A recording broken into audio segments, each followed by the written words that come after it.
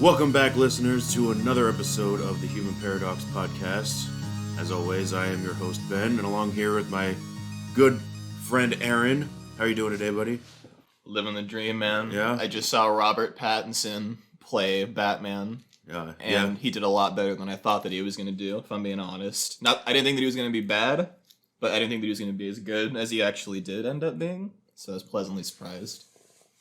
Yeah, by the way, if you happen to go to the movie theater, we went to a Regal Cinema, and the collector's editions, popcorn buckets and cups. Yeah, pretty legit. Yeah, I don't know if they're doing that same deal in all of the other movie theaters, but the ones that we went to, they're really cool. Bit overpriced, but then again, so is the movie theater. It's like a textured Batman cup. It's really cool. Anyway, if you haven't picked up on the topic of this episode so far, we advertised it last time.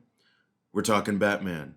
So the podcast is going to culminate with our review of The Batman, starring Robert Pattinson, directed by Matt Reeves.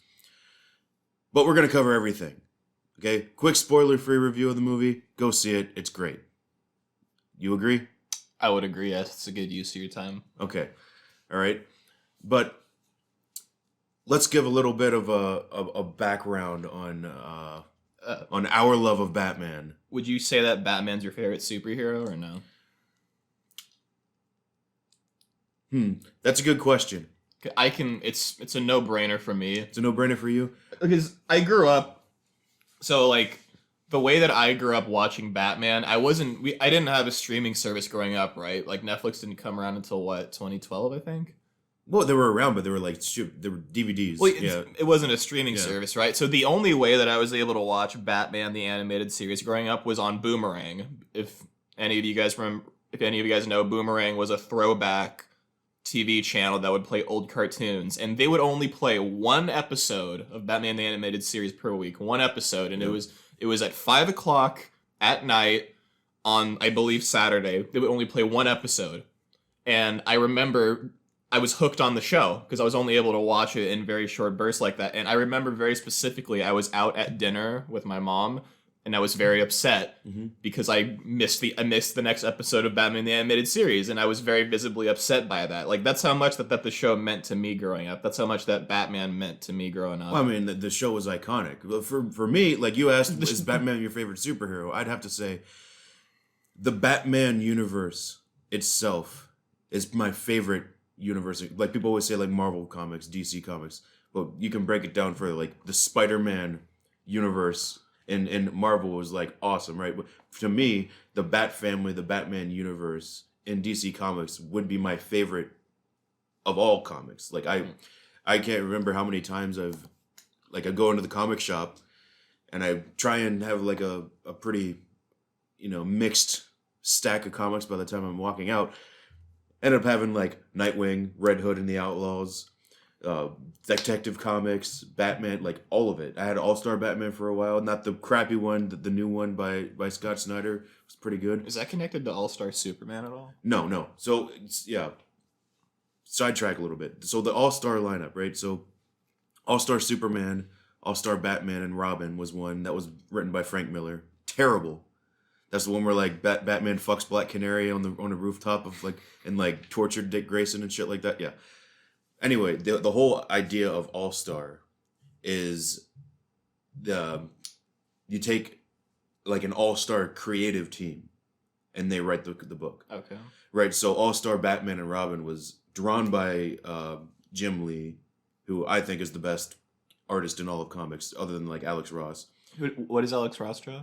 He drew Kingdom Come. You ever seen that? I have not. No. It's like really realistic, detailed comic art. It's not like so Jim Lee.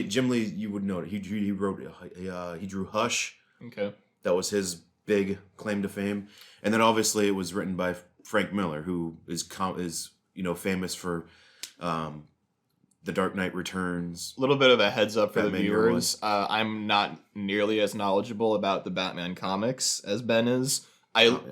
at the time of making this, I literally just finished the Walking Dead comics. I finished. Yeah, I'm slowly getting him into the world of superhero comics. I finished the Invincible comics. I finished the Walking Dead comics, and now I'm working my way on to Spider-Man and Venom. I have read a few Batman comics, but growing up, like I said, it was pretty much just the animated series and the Arkham games. Well, don't worry, we'll definitely, because this is going to be like a expert's recommendation of which stories to read. If you want to get into Batman comics, I'm going to share that with Aaron later on in the show. But to continue on for how we got into Batman, you got into the Batman the Animated Series. I actually didn't. How'd you get into Batman? So there was a show, and I didn't have cable growing up. So I couldn't watch like Cartoon Network or anything like that. We had Kids WB on the weekends. And they had Teen Titans on there. They had Pokemon on there. Shaolin Showdown. I don't know if you ever remember that show. It's like a little orange kid. I'm shaking my head right now. Yeah, he has no idea what I'm talking about. They had a bunch of weird shows. They had the Legion of Superheroes on there. That's how I found out about them. That's a really cool. It's like they take Superman into the future. It's like a future Justice League from like the 20 or 42nd century or something like that. I think that it was my brother who ultimately made me the big Batman fan that I am today. Yeah. Because the animated series, like I said, I can only get that in short bursts. And then my brother bought Arkham City. And, and playing through Arkham, Batman was my hero growing up. Like, in order, my heroes were probably Triple H. I was a huge Triple H fan back in the day. They were probably Triple H, Master Chief from Halo, and then Batman was like, I looked up to Batman. I thought he was awesome. Yeah. So, anyway, like on Kids WB on the weekends, the Batman animated series by this time was already like canceled. Like Bruce Timm just stopped making the show. He was focusing on Justice League Unlimited. That was like the main show. Like it was so I'm pretty sure he made Batman. Then he made Batman Beyond, and then Justice League. Yeah, and then Justice League Unlimited. So technically speaking, the order is Batman, and then 3/4 of the way through Batman, they worked on Superman. The New Adventures.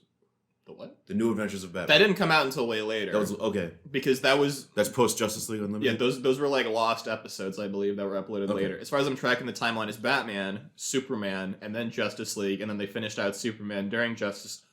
No, Batman, Superman, Batman Beyond, finish out Superman, then Justice League, then Unlimited, then the final season of the animated series. Yeah, but anyway, the Batman show that I was introduced to was a show on Kids WB called The Batman. Have you ever seen it? It's on. I'm working my way through HBO's library right now. It is on my list. So you've seen it, okay? I've seen a few episodes. Yeah. Yeah, that was. I'm not going to say that was my first view into Batman. My first ever seeing Batman was the 1966 Adam West Batman CBs. I got into that. Yeah. After the my dad got me into that. So like I have the entire show on DVD. It's one of my most prized possessions. Yeah. But anyway, so I used to watch The Batman every single week, and I was obsessed with it. And so, quick comparison, all right? So people automatically always say, oh, the greatest Batman series ever made was the animated series.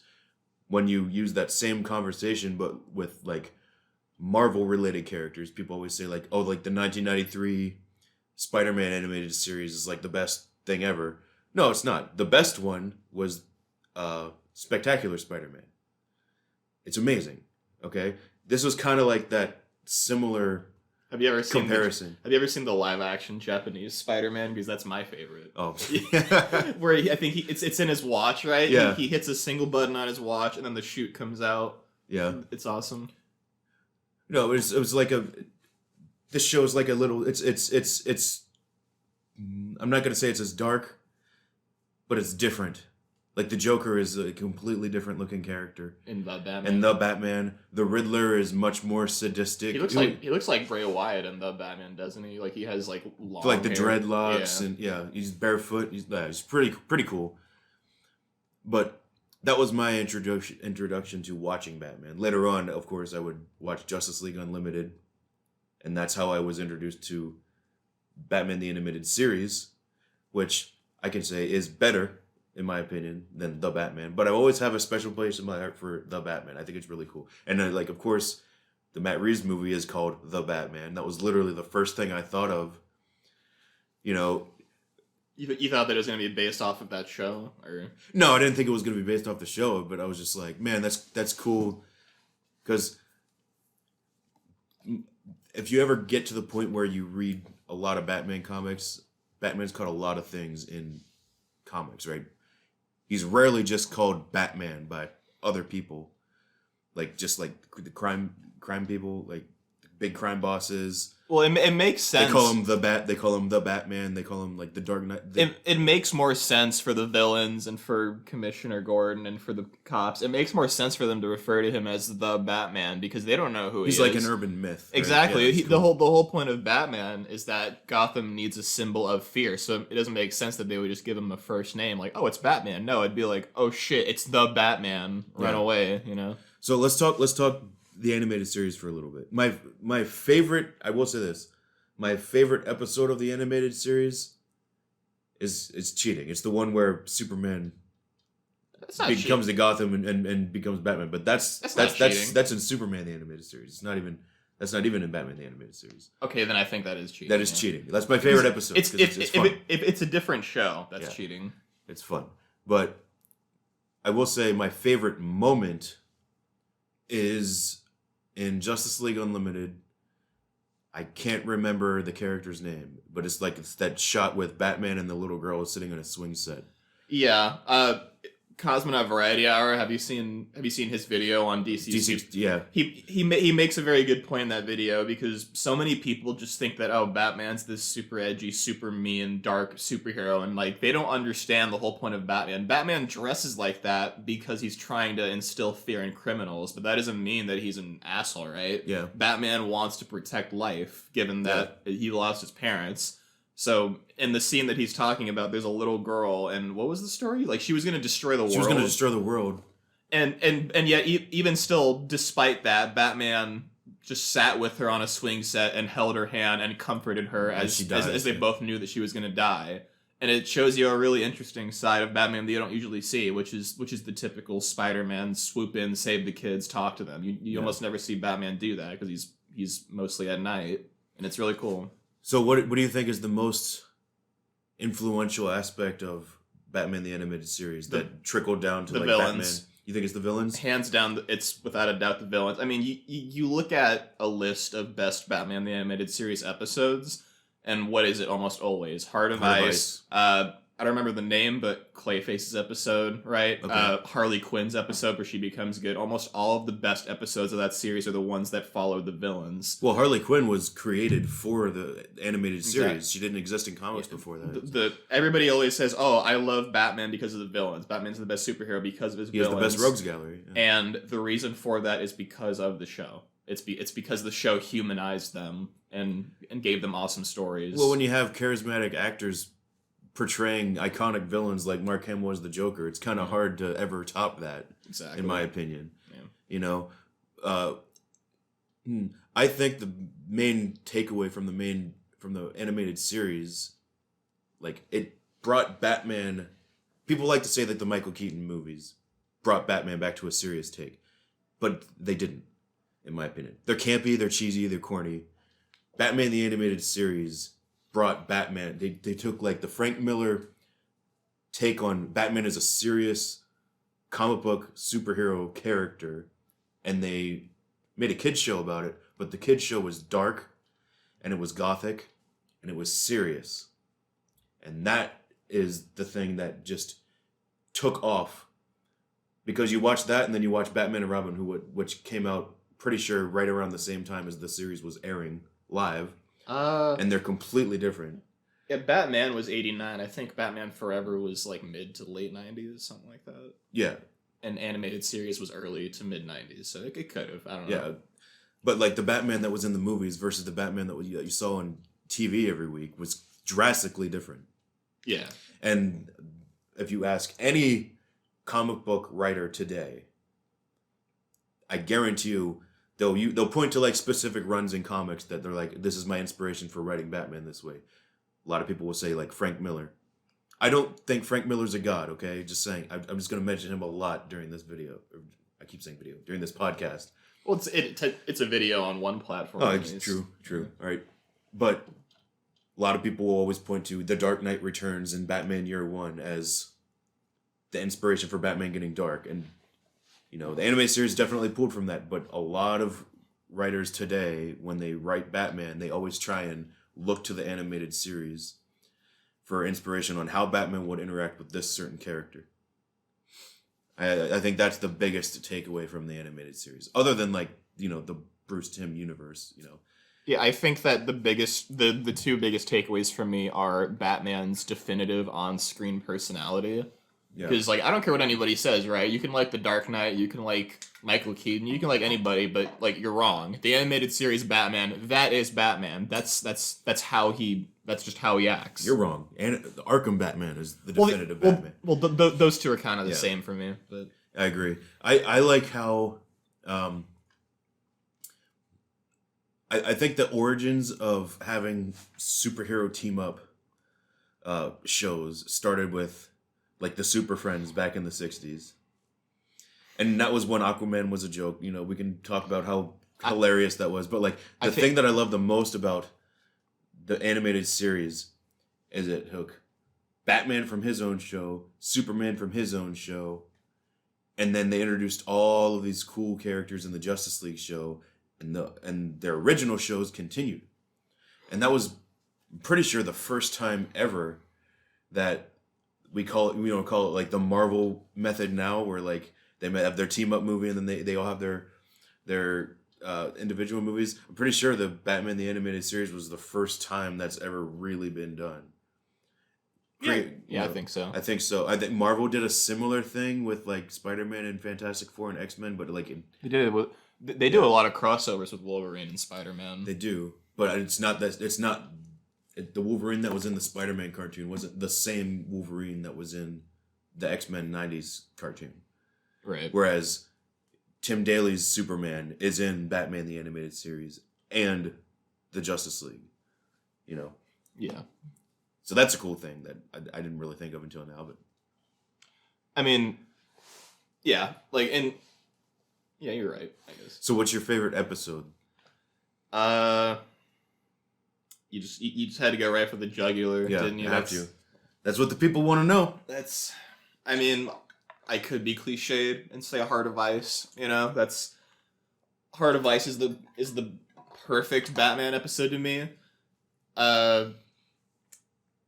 This episode probably won't be a lot of people's favorites, but I like it personally because it meant a lot to me as a kid. It's the Scarecrow episode, right? Okay. The first ever Scarecrow episode where Batman ever encounters him and he's learning about the fear toxin and Scarecrow's in the Zeppelin and all that, because I like the scene, because the whole reason why Batman wears a bat suit is because he's projecting his own fear onto the city. He's afraid of bats, Yeah. And so throughout the whole episode, Batman is trying to catch Scarecrow, and every time he gets hit with the gas, and what does he see? He sees a giant bat, and it terrifies him, and he can't do it. And it's been a while since I've seen it, but I think that there's a scene where Alfred's trying to talk him into Alfred's trying to reassure him in the cave, and Batman's I don't know if I can do this, right? And for the final battle, he's trying to reach Scarecrow on the Zeppelin, and he's climbing a building, and he's hit with the fear gas, and he just sees this giant bat come rocketing towards him on the side of the building, and Batman just tightens his grip. He swallows his breath, whatever you want to call it, and he just looks up and he says, "I am fear, I am the night, I am Batman," just looking at this giant bat come at him, and the bat fades away and disappears. And I don't know, as a kid, I always liked the image of Batman overcoming his fears like that. It always meant a lot to me. And to me, that is Batman. Batman is a human just like us. He's a human. It's very easy to look as DC superheroes as gods, even Batman, because he's able to contest with people like Superman, but he's a human just like us at the end of the day, and he has those same fears. He wants to fall in love. He has quote unquote kids in the Robins, and now he has a literal son with Damian. So the reason that I always liked DC more than Marvel wasn't the creative aspect of it. DC just had better, I think, big market box office stories than Marvel did. Right? the reason that I liked it was because Stan Lee's idea of Marvel characters was they're everyday people with extraordinary abilities. Yeah. Right? So like Peter Parker he was a nerd and he was in high school, but he had superpowers. The X-Men were just normal people, but they had superpowers and they were mutants, right? Fantastic Four was a family, just like everybody else has a family, but they had superpowers. DC's whole mindset were gods among men, where these characters are the characters that you look up to. Like the entire... I've argued this with so many people when they try and say like Superman sucks and Superman is lame. And they try and always say, well, Superman is just not a relatable character. I'm like, that's because Superman's not supposed to be a relatable character. Superman is the character that inspires all of the other characters in DC. Like the Justice League, the difference between the Justice League and the Teen Titans, for instance, they've said this in many comics, was that the Teen Titans were all friends. The Justice League came together for the common good. So that's why, Flash and Green Arrow aren't necessarily best friends. Depends on the media. Or Batman and Green Arrow aren't best friends. Yeah. Very different people. Green Arrow's a very liberal person. Batman's not so much.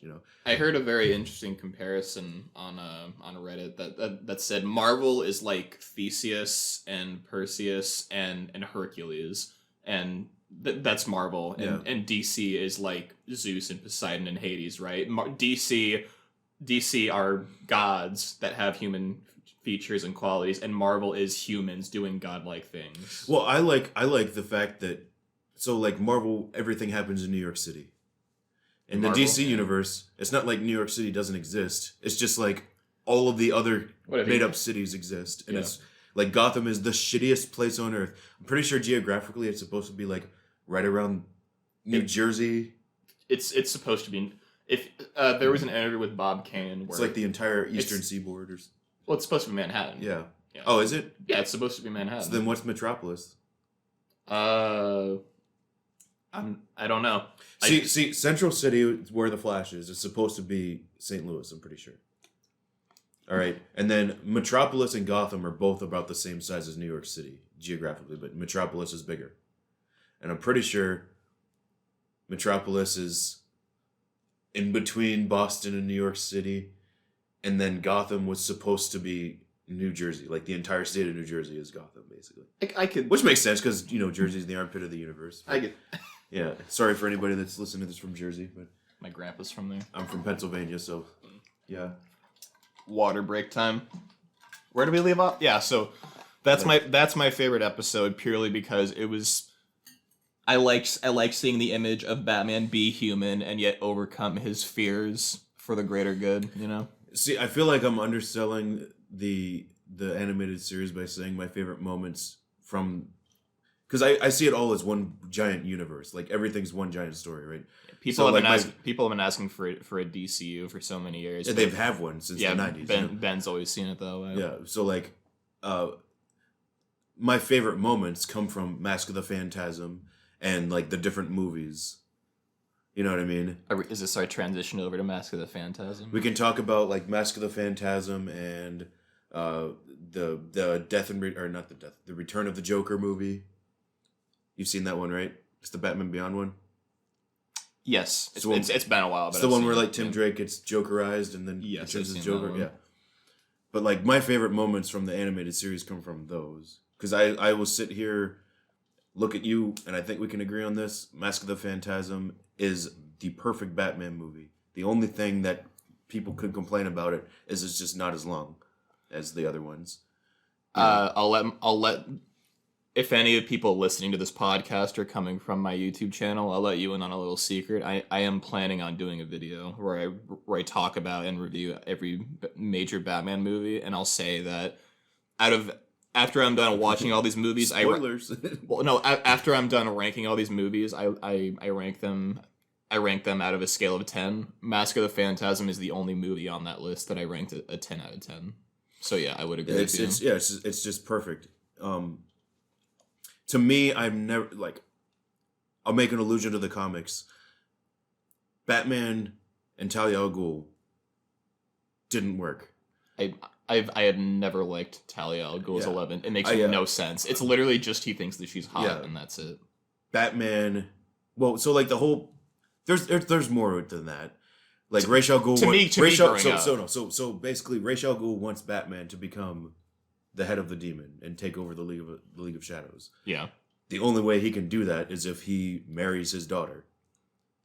Yeah. So he basically brainwashes his daughter into falling in love with Batman to the point where, like, she's like, well, shit, if you're not going to love me or do anything like that, I'm going to drug you and rape you and have your child. And then he's going to be the head of the Demon. Boy, Batman really knows how to pick him, doesn't he? You know? But, like, when it comes to Batman romance, like, Tom King tried to do the whole Batman Catwoman marriage thing. Never really worked. That was pretty recently, wasn't it? It was recent. It was in issue 50 where they had the wedding, and you know what happened in that issue? It didn't happen. Well, because Batman... Because this is the reason why. Catwoman left him at the altar because of course if Bruce Wayne is happy, then he can't be Batman. Yeah, like... apparently. It's... Well, I mean, you go back to Mask of the Phantasm, that was the whole point of that movie. That was the whole point, yeah. But, like, Selina Kyle and Bruce Wayne are two peas in a pod for me. I like the romance, but it doesn't come anywhere close to Andrea Beaumont. No, on Andrea, to me, I love that romance. Beautiful name too. Because she's the same as Batman. Yeah. She has. You could make an argument for Silver St. Cloud as well, for Batman's love interest, but it makes the most sense to me to have the Phantom. And I can't believe, like, it took them so long to even think about bringing the character back in, like, the mainstream Batman comics or TV shows or anything. And they kind of brought her back, but they didn't. I think the reason they didn't bring her back is because, forgive me for this, Mask of the Phantasm wasn't directed by Bruce Timm, was it? I don't know. I can look that up. Yeah, look it up real quick. Okay. Bruce Timm has always wanted Bruce Wayne and Barbara Gordon to get together. To the point where... And I don't think that works. To the point where, like, he's done it. In his comics... Bruce Timm and Eric... Okay, all right. And Eric Radmonsky. Okay, so... Radomski. I know for a fact, Bruce... So, the reason that you in the Batman Beyond series, right? We find out that Dick Grayson's, like, dead, right? Yeah, he's dead, and he died... and he was not on good terms with Bruce Wayne. The reason behind that was because he kind of left for a little while, and Bruce and Barbara Gordon were working together, and they banged, and she had a kid, but I guess they got an abortion, or was this something like that? But there was a relationship there, and Bruce and Dick didn't get along after that because of it. Right. Right? And the fact that they say that in a kid's show... or, like, at least allude to it in a kid's show. Also, like, that dynamic just never worked for me. Because I always saw, like, Bruce Wayne is the patriarch of the Bat family. Yeah. Barbara Gordon's, like, the kid.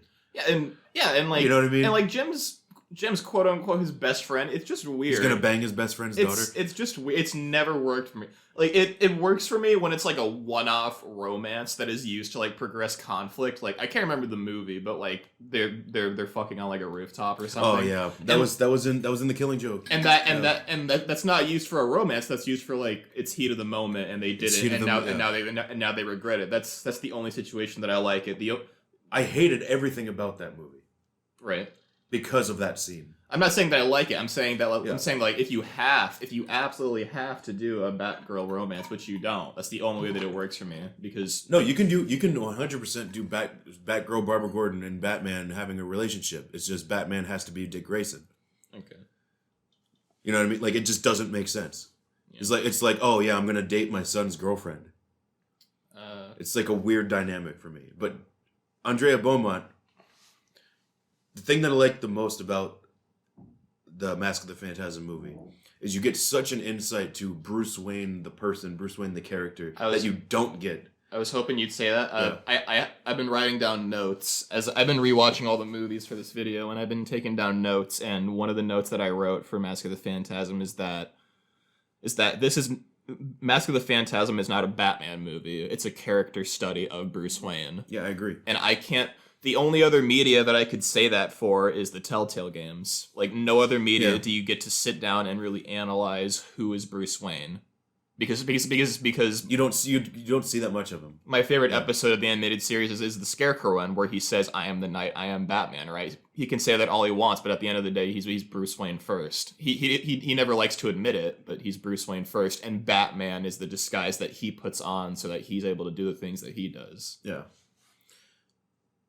I think the biggest takeaway, other than all of that, from Mask of the Phantasm, is, in my opinion, out of every single time that Mark Hamill's played the Joker, this is the best version of it.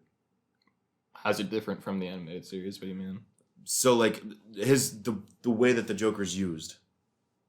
Right? So, like, the main villain of the movie is supposed to be the Phantasm, but it's not. It's the Joker. Yeah. Right? And that's a trope that we'll talk about a little bit later on, especially with Arkham Origins, that is kind of overused, but when it's used here, it works. Because Mark Hamill's portrayal of the Joker in this, he's funny, he's very sinister. In fact, I would say the best Joker, like, intro shot in a movie is in this movie, where he's wearing the hat, and he goes to see Andrea Beaumont's dad, and then, like, the lightning flashes, and it plays that scary soundtrack. Like, that's my favorite Joker entrance in any movie. And that includes The Dark Knight, where, the pencil scene. I just realized this is going to be a very long episode. Yeah, it is. That's fine. People like Batman. They'll listen. Hopefully. Sorry, what were you saying? So, like, I think Mark Hamill's Joker is done better in this. I feel like maybe he was given the most creative freedom to improvise on the lines in this. Then maybe the Arkham games he was given a little bit of freedom too. But this, to me, is definitive comic book Joker. And this is the only time that we've actually seen definitive comic book Joker in a movie. In a movie, yeah. In a movie, right? So, because, like, I love Heath Ledger, but Heath Ledger's not the Joker. He just made up his own shit. He's basically a new character. Right? I actually watched a review of The Batman, right, last night. Yeah. And this isn't a spoiler. We'll get to the spoilers later, but this isn't, like, trying to say that either actor sucked at the character. All right? I think Heath Ledger's Joker, Heath Ledger's amazing, but it's not the Joker. It's just like a realistic take on someone who would call themselves the Joker would be. Joaquin Phoenix is great in the movie, the Joker, right? He's not Joker. Just like Robert Pattinson is amazing as this character that he's playing in the Batman movie. But a lot of people can watch it and be like, well, that's not Batman. It's like a realistic take on what Batman would be. Much more than Christian Bale's version of Batman. Yeah. So to me, having, like, I wish a lot of people that try and become, and come up with a realistic take on the Joker would watch Mask of the Phantasm and bring that to the big screen. Because I think that would be amazing. And maybe the closest thing we got to that was that the Jared Leto Justice League, like, after credits scene. The post-credit to the post-credit scene. Yeah. Like, maybe that's the closest we got to evil, sinister, hilarious Joker. But I don't know. Now that we're kind of transitioning over to live action, though, let me ask you this. Who's your favorite live action Batman? Ben Affleck. Ben Affleck? I like Ben Affleck for a lot of reasons. But who's yours? I thought that it was Ben Affleck, but I'm torn between Robert Pattinson and Ben Affleck now. Really? Yes. Because the question is not who's the best or the question is not who's the best Bruce Wayne, who's the best Batman. Okay, right? Before we dive into that, let's both explain why it's not Christian Bale. I will say that let's explain why it's not Christian Bale. Yeah, I think that's because a lot of people are going to hear this. I mean, are you kidding me? I mean, where do I begin on that? Yeah, I love Christian Bale in the Dark Knight trilogy. I think he's great. I think he plays a really good Bruce Wayne. He plays a relatable character. He's not Batman to me. He's not comic book Batman to me. I look at Christian Bale. Yeah. I look at Michael Keaton. I look at George Clooney. Who's the guy that was in Batman? Val Kilmer. I look at Val Kilmer and you see a man playing a role. Whereas you look at Ben Affleck and you're like, that is Batman. Yeah, I look at Ben Affleck. I look at Robert Pattinson. I look at Arkham. I'm like, that's Batman. Yeah. That's definitively him. And Christian Bale. I will say that out of all of the live action, like out of all those people that I just listed who aren't Batman, Christian Bale's the closest, but he's still not Batman. I mean, he played Batman in more movies than just about everybody else. What other movie? Ben Affleck played him in Batman v Superman, Justice League. Oh yeah, and Suicide Squad. And I'm pretty sure he's going to be him in The Flash as well. Well, he doesn't have any lines in Suicide Squad. He's just there. Yeah, but I mean, the reason I like Ben Affleck the most is, to me, that's just comic book Batman. It's the only time we actually got to see Batman throwing down, like in the Arkham games, in a live action movie. He looks the most like Batman. Yeah. He has a good Batman voice. And he has a presence about him that to me is like Batman. Yeah, and to a lot of people who are thinking, well, he kills people. Like, yes, I understand that, but that doesn't have anything to do with his portrayal of Batman. No, that's just Zack Snyder's Batman killing people. We're not talking about the story. We're talking about the actor's portrayal, how he acts, how he moves. Him and Robert Pattinson to me are the best.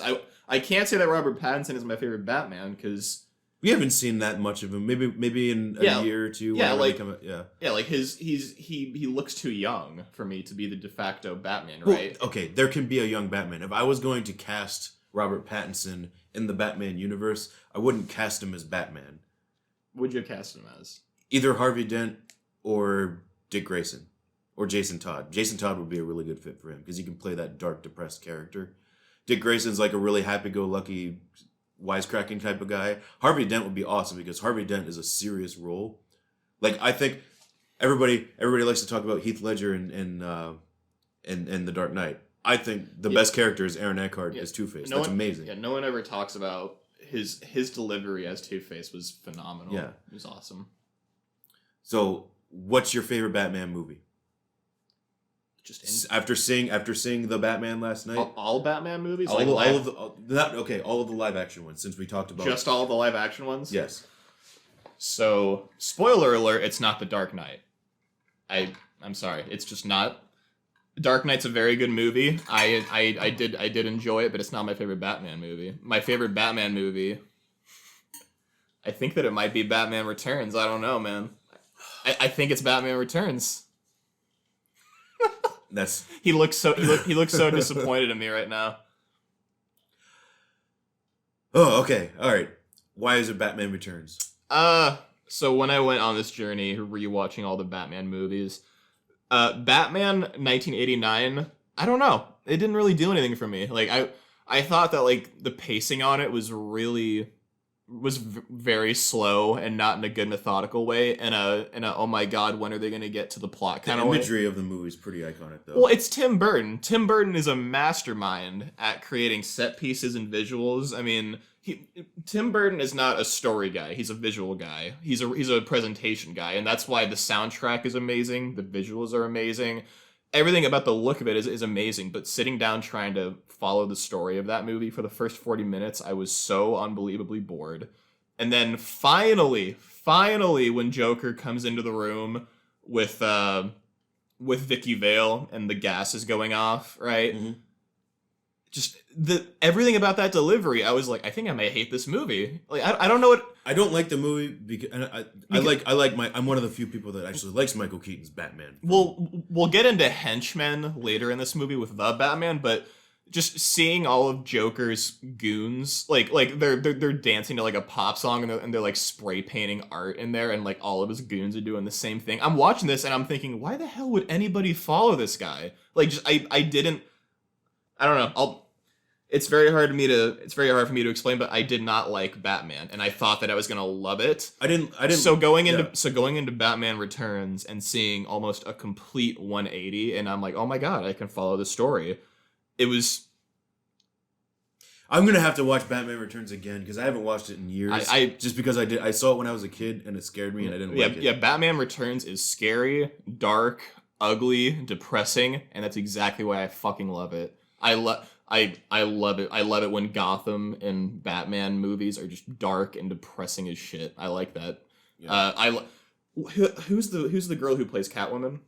Michelle Pfeiffer. Michelle Pfeiffer is fucking phenomenal. Amazing. One of the best performances that I've ever seen. You know the scene that I'm talking about, right? She licks his face? No, the scene where Batman and Catwoman are dancing at the ball and they both figure out that that the other's Catwoman and the other's Batman, and she goes from laughing about it to crying in a split second to back to normal to looking scared and telling Bruce, I don't know what we're gonna do, and then back to crazy, all in like 10 seconds, and it's all done flawlessly. Like her breakdown from laughing into crying, it sounds and looks so believable. I'm like, oh my god, I think that I feel bad for this character who I know is not real. Just her performance is amazing. Everybody loves Michelle Pfeiffer as Catwoman. Yeah, my only complaint about the movie is that the Penguin, like, they're trying to make the Penguin sympathetic, and they make him a little bit too monstrous. Like, Danny DeVito is going the whole movie just making grunt noises, and he's doing horrible shit, right? I would also argue that the Penguin is not a villain worth making the main villain of a movie. No. He's just not, in my opinion.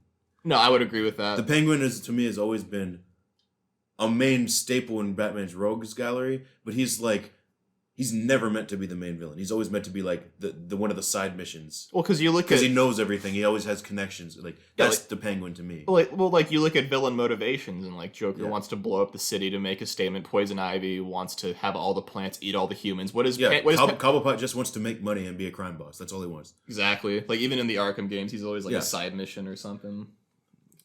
But I would let me just to finish it up. Yeah, I like Batman Returns because I don't know. Maybe I'm just a sadist or something. I like it when movies are just really fucking depressing and just own it. I like it when movies are like, yeah, the world sucks, and then the way that this movie ends, it ends on such a bittersweet moment where like Batman won, but like he's just sitting in the car and you have this beautiful somber score playing and he's holding the cat and Alfred's talking to him and he's just like, yeah, I think she's gone, and then they drive off. Symbol goes off and you're like, oh, now all of a sudden it's triumphant, but like the day was lost. Catwoman's gone, and then you see Catwoman in the logo. It's such a mixture of like depression, happiness that it's finally over, excitement because Batman's needed again, and happiness that Catwoman's back. So let me ask you this then. So you said Ben Affleck's your favorite Batman.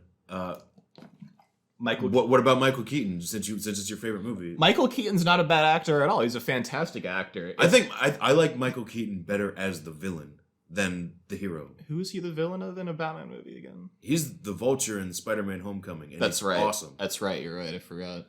You know what I mean? Yeah. Like, I love Michael Keaton as the villain. I don't hate Michael Keaton. When he's in the Batsuit, he's okay, but like outside of the Batsuit, he looks like this 48-year-old really old dude. He looks too old. He doesn't look like Batman to me. He looks a little bit too old, and that's, again, it's nothing to do with his performance. He's phenomenal. It's just I don't look at him and see Batman the same way that I don't look at Christian Bale and see Batman. Yeah, see, I think when you do old Batman, for me, the older Batman gets, the more scarred and dark he needs to be. Yeah, and to see this like pristine baby skin old man, it doesn't make sense to me. Yeah, but. So I think to argue your point, I don't think Michelle Pfeiffer is the best Catwoman. Okay. I don't think Halle Berry is the best Catwoman. Is she the one in the new one? She's the one in the Catwoman movie. A terrible, terrible movie. Don't even talk about it. I don't even want to acknowledge that. Why would you bring that? We're talking about things we enjoy. I don't think, although Zoe Kravitz, I think her name is, she's very, very good in the Batman. Awesome. The best Catwoman is hands down Anne Hathaway. Which movie is she in? The Dark Knight Rises. She plays that character to a T, exactly how it's supposed to be done in the comics. She's not crazy. She's calm. She's manipulative. She's sexy. She's everything you need Catwoman to be. I never said that Batman Returns had the best Catwoman. Yeah. I said that was one of the best performances. Yeah, no, one of the best performances, no doubt. But the best Catwoman to me, like we always see. I think Christopher Nolan went out of his way not to be anything like the comics. He couldn't help it with her. Like he made Catwoman exactly like the comics, and it was really cool. Yeah. My favorite Batman movie is also not The Dark Knight. Live action, right? Is also not The Dark Knight. Wait, do you want me to try to guess what it is? It was The Dark Knight, but it is no longer The Dark Knight. Can I guess or try to guess what it is? What is it? Of all of the live action movies? All of the live action movies. Knowing you, I feel like it's going to be something really unexpected. I'm going to say Batman v Superman. Just knowing you, I'm going to say that. Although I love that movie and have defended it, it is not my favorite Batman movie. You know. Okay, then what is? I liked Batman v Superman better than Civil War. That's a very, very hot take. So, See, here's the thing. I saw Civil War after my prom in high school. Like we went to prom and then we literally like in tuxedo and everything went to go see Civil War. And I was like, "Oh, this is cool." And then didn't see it again for like a couple years. Literally as soon as I was done seeing Batman v Superman, I immediately wanted to see it again. Immediately. Civil War isn't even a movie for the first half of it. It's only a movie when they start. I hate Civil War. Civil like. All right, viewers at home. Here's a challenge. I want you to think of the movie Civil War. You got it? Cool. I want you to strip away every single scene that is not the airport fight scene or the Iron Man Captain America fight. Strip all that out of your mind. What are you left with from that movie? A movie with a villain that nobody knows who is. Maybe the scene of Vision and Wanda and Hawkeye fight, like maybe that. But there's not a whole lot. The movie's just a build up to a big fight. I think the action sucks. And you could say, oh, well, Batman v Superman's the same thing. And yes, I do agree. Ben's insane. I don't know why he likes that movie. I love Batman v Superman. I don't know why you like it. But anyway, my favorite Batman movie is Matt Reeves' The Batman. That just came out. Really? I think it's that good. We're going to get into that a little later, but before we do that, let's talk about games. Yeah, let's briefly we got to talk about the games. Oh, before we close that thought though, Batman Returns is my favorite. The Batman is very close. It's like I could probably shift on a dime. We're also two guys that aren't into like sucking movies' dicks. No. So to say that's very high praise. And I was years. The Dark Knight was my favorite movie, not just my favorite Batman movie, my favorite movie. That's right. I remember you. And I've only seen The Batman once. I'm gonna go see it again. But as of right now, is that your favorite movie? As of right now, it is my favorite Batman movie. If Dark Knight's not your favorite movie, then what's your favorite movie? That's going to take a little bit of meditation to come up. Different day. Batman games going. Yeah, but Batman games, yeah. So, should we talk about the Arkham series first or the Telltale games first? Arkham first. Arkham first? All right. I will rank them how I think they're situated. Yeah. Then you can dispute. I know you haven't played Arkham Origins. It's kind of like I've watched playthroughs. Okay, it's kind of like the redheaded stepchild. Yeah. For me, Arkham Knight's the worst. Okay. Strictly because of gameplay. I'm not even going to list Origins on my list, by the way. Just, okay. You know. Then I would say Arkham Asylum, Arkham City, and then Arkham Origins for me is the best. Arkham Origins is best to me because of the story, the sound design, the characters. It feels like a more what's the right word? So we're gonna start getting into a little bit of spoilers for the Batman here. I guess it's not really spoilers. Yeah, if you're worried about there being spoilers, well, spoiler alert, there's gonna be, because how do you review a movie without talking about that? Yeah, but you'll watch the Batman, and you'll notice that he's only been Batman for like 2 years, but there's also like this very well established Batman rogues gallery already, with like crime families and certain characters. The thing that I like the most about Arkham Origins, it's a very similar take on Gotham, where Batman's new, not very many people know who he is. Gotham's still in its hardcore corruption stage, but like the characters of Batman, the iconic characters, are a thing. You know what I mean?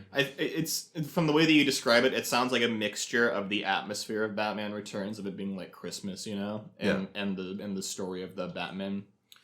Yeah. So the only reason, like, Arkham City is fantastic. Don't get me wrong. Arkham City to me is too short. I just think it's too short, especially like when Arkham Asylum first came out. To me, it was the best game ever made. It was a perfect game. Well, because it made you feel like Batman. The story was incredible. And then what happens after that? The next thing you know, you get this sandbox style world where you can only go certain places at a certain time, to an open world Batman game, and it makes you feel even more like Batman. But it's not as long. And the reason it's not as long is because there's so many damn side quests and Riddler trophies that you got to do that they just didn't. Maybe the Xbox 360 didn't have enough to make it that graphically intense and make it longer, maybe. I don't know. Arkham Knight is awesome as well. The only reason that I don't like it is there's not a single boss fight in the game.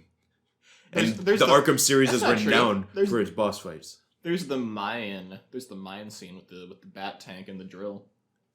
Okay, that's not a boss fight. How's it not a It has a health bar. Arkham Origins has a lot of good boss fights. Arkham City has a lot of boss fights. Okay, Arkham City's might have the best boss fight out of all of them with the Mr. Freeze boss fight. What about the Deathstroke boss fight in Origins? That's in Origins. Arkham Origins, I feel like every boss that you actually get to fight is awesome. Okay, you actually get to fight Mr. Freeze in the DLC. It's nowhere near as good as the one in Arkham City, but it's, you can't really make it like that because the suit's not as high tech. It's a prequel, right? So the Bane boss fights, you fight Bane multiple times, and it's fun. It's challenging. The Deathstroke is basically one huge quick time event. It looks incredible. It makes you feel like a badass when you're done with it. You don't fight Electrocutioner. I mean, technically you do. You punch him once, then he dies. The way you actually get to fight Joker is cool in this movie, or in this game. I'll talk about that a little bit later.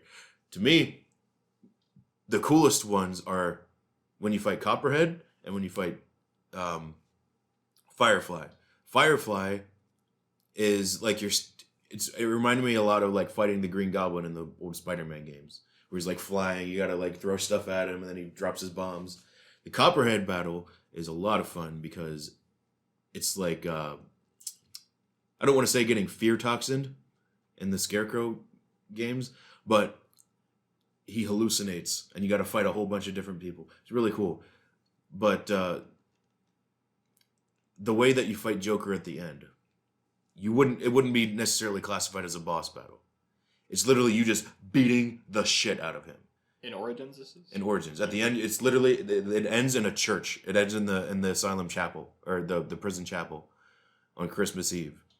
And the Joker's there trying to kill himself, and Batman won't let him. He literally like knocks guns out of his hands so he can't kill himself. And it's literally, you know how when you do like the cape swipe and then you can just go do do do do do do. Yeah. It's that for like a minute straight on the Joker, and he's laughing the whole time, and it's creepy and it's ominous and it's hilarious. And that to me sets it apart. So Origins is my favorite. I know it has flaws. Okay. The closest game to a perfect game is Arkham City. Yeah. Like, I understand why a lot of people would say it's the best game. It doesn't have the best story. Arkham Origins has the best story. It has Arkham City, to me, has probably the third best story behind Arkham Asylum. Okay. All right. If, Arkham Knight had a chance to be the best game, but they failed because they're like, oh, we're bringing in the Arkham Knight as an original character, but it's just the Red Hood. It's just Jason Todd. And then there was no freaking boss fight. Everything is done in the Batmobile in this game. There was a boss fight with the Arkham Knight, and where the Predator mission. He was a sniper, and you had to sneak on. That's not really a boss fight though. Okay, well, whatever. I thought it was cool, but maybe I don't know. Maybe Arkham City has the best boss fights because the boss fights that you play as Catwoman are pretty cool too. Okay, so is this where I'm supposed to like refute you? Yeah. So, if this was a list about which one is my favorite, it's Arkham Asylum, Arkham City, Arkham Knight. Like I said, I'm not going to talk about Origins. But Arkham Knight's your favorite? I'll take your word for it that Origins is a masterpiece. I'll just take your word. I mean, you could play through it. You probably wouldn't like it as much. Yeah. I love it because it's Christmas themed and the story is really, really good. But yeah, if you ask me which one's my favorite, it's Asylum City and then Knights at the Last. I should have specified. And that's because of nostalgia. Like I said, my brother introduced me to the Arkham games, and the Arkham games built off of everything that I loved off of the animated series.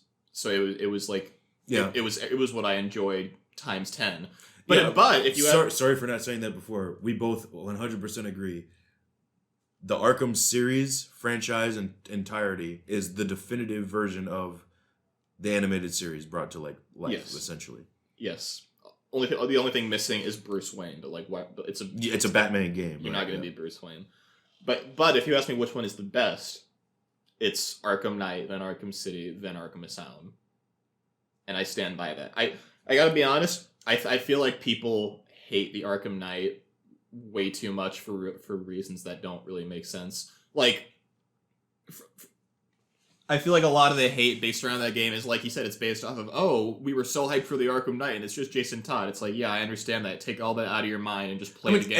Everybody kind of figured that anyway. Yeah, but at the same time, we love Mask of the Phantasm, and it was blatantly obvious who the Phantasm was, and nobody really cares about that. But I'm supposed to say that this game sucks because I was able to figure out who the Arkham Knight was. Batman has so many twist villains in it. I can't hate everything just because I don't think that's the reason the game sucks. I think the reason that the game sucks is because, like. So when you're on a certain mission, say for instance, you're tracking down Wonder City in Arkham City, right? You fight all the little robots, you try and do the detective part to find Wonder City, then you do the gliding challenges, and it culminates with a boss fight against Ra's al Ghul, and it's awesome. In which game? In Arkham City. Okay. And it delivers this whole new underground part of Gotham City that you had no idea was there, and it's really cool. And then in Arkham Knight, they have the 3 different islands of Gotham, and you get the Ace Chemical buildings, but like the moments, like the big moments, the payoff moments don't happen in game with a boss fight. They happen in a cutscene. Okay. And to me, it's not as fulfilling playing the game. You know what I mean? No, I understand. Other than like the part when you become the Joker at the end, that's fucking amazing. Don't get me wrong. Saying that Arkham Knight is the best Batman game comes from the standpoint of all the games have problems. You would agree? Oh yeah. Arkham Asylum is way too small. It's way too small. It's like I said, it's my favorite. It's the only Arkham game that feels like a horror game. Well, saying it's small isn't really fair to it because it was the first game and it was the first. You know what I mean? It was like the whole entire point of having Batman Arkham Asylum is he's there the entire time. It didn't make sense storyline wise for him to leave the city. I understand. I'm not hating on it at all. I'm simply pointing out the flaws with them. That game's too small. Like you said, Arkham City's a bit too short, and also. Yeah, it's a bit too short.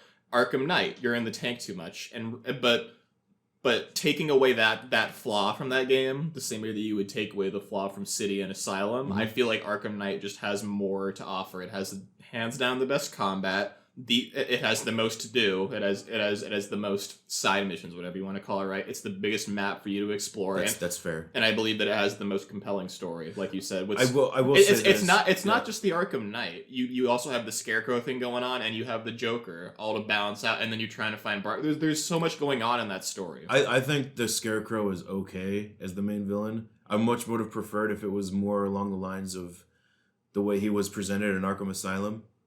Like, the Scarecrow missions in that game were actually scary and cool. Remember the one where, like, it makes your game glitch out and you freak the fuck out? Yeah. Right? That was cool. The way that they did Man-Bat was really awesome. That was kind of scary. I like the Man-Bat episode from the animated series, so it was cool to see that brought to the game. Yeah, I mean, I'd say it's the worst of the games. That doesn't mean I hate the game. I actually really like the game. If I could go through and play any of them now, like, just straight through, I'd probably want to go back and play that one. Because that was the one that I didn't complete, first of all. But, like, that is the most fun to play, in my opinion. Which is why I'm calling it my favorite. It's not. It's the most fun. It's the best game. Yeah, but it's not my favorite. Okay. Asylum is hands down my favorite, and Cities are very close, because that's what I grew up with. Okay. Now, the Telltale Games. Have you done any of Season 2? I've played all of it, yes. You played... Okay. What's your opinion on the Telltale Games? Do you think it's, like, up there with, like, The Walking Dead and as being, like, one of the greatest Telltale games, or? If I had to rank, it's in the top 3, definitely. Okay. Walking Dead is the best one for me. Okay. Hands down.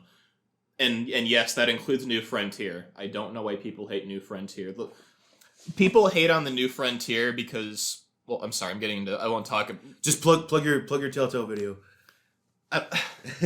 Like, people hate on the New Frontier because, you don't play as Clementine in this one, and, like, that's not the point. Given what happens in the season 2 finale, right, depending on what you do, you can either choose to be loyal, like, you can choose to be loyal and stay with Kenny, you can do the right thing, and you can save what's her name because Kenny's trying to fucking murder her. Yeah. But that's debatable on if that's the right thing or not. Or you can do what I did, and you can choose, and you can say, you're insane, but I'm not staying with any of you, and you can be the loner. And when you make that choice, which I believe to be the best choice, personally, when you make that choice, the New Frontier then becomes a story about Clementine being a loner, learning to trust people again. Because in the first game, what happens? She's with a group of assholes who don't get along. In the second game, she's with a group of assholes who don't get along, and then both of them do shit that almost gets her killed.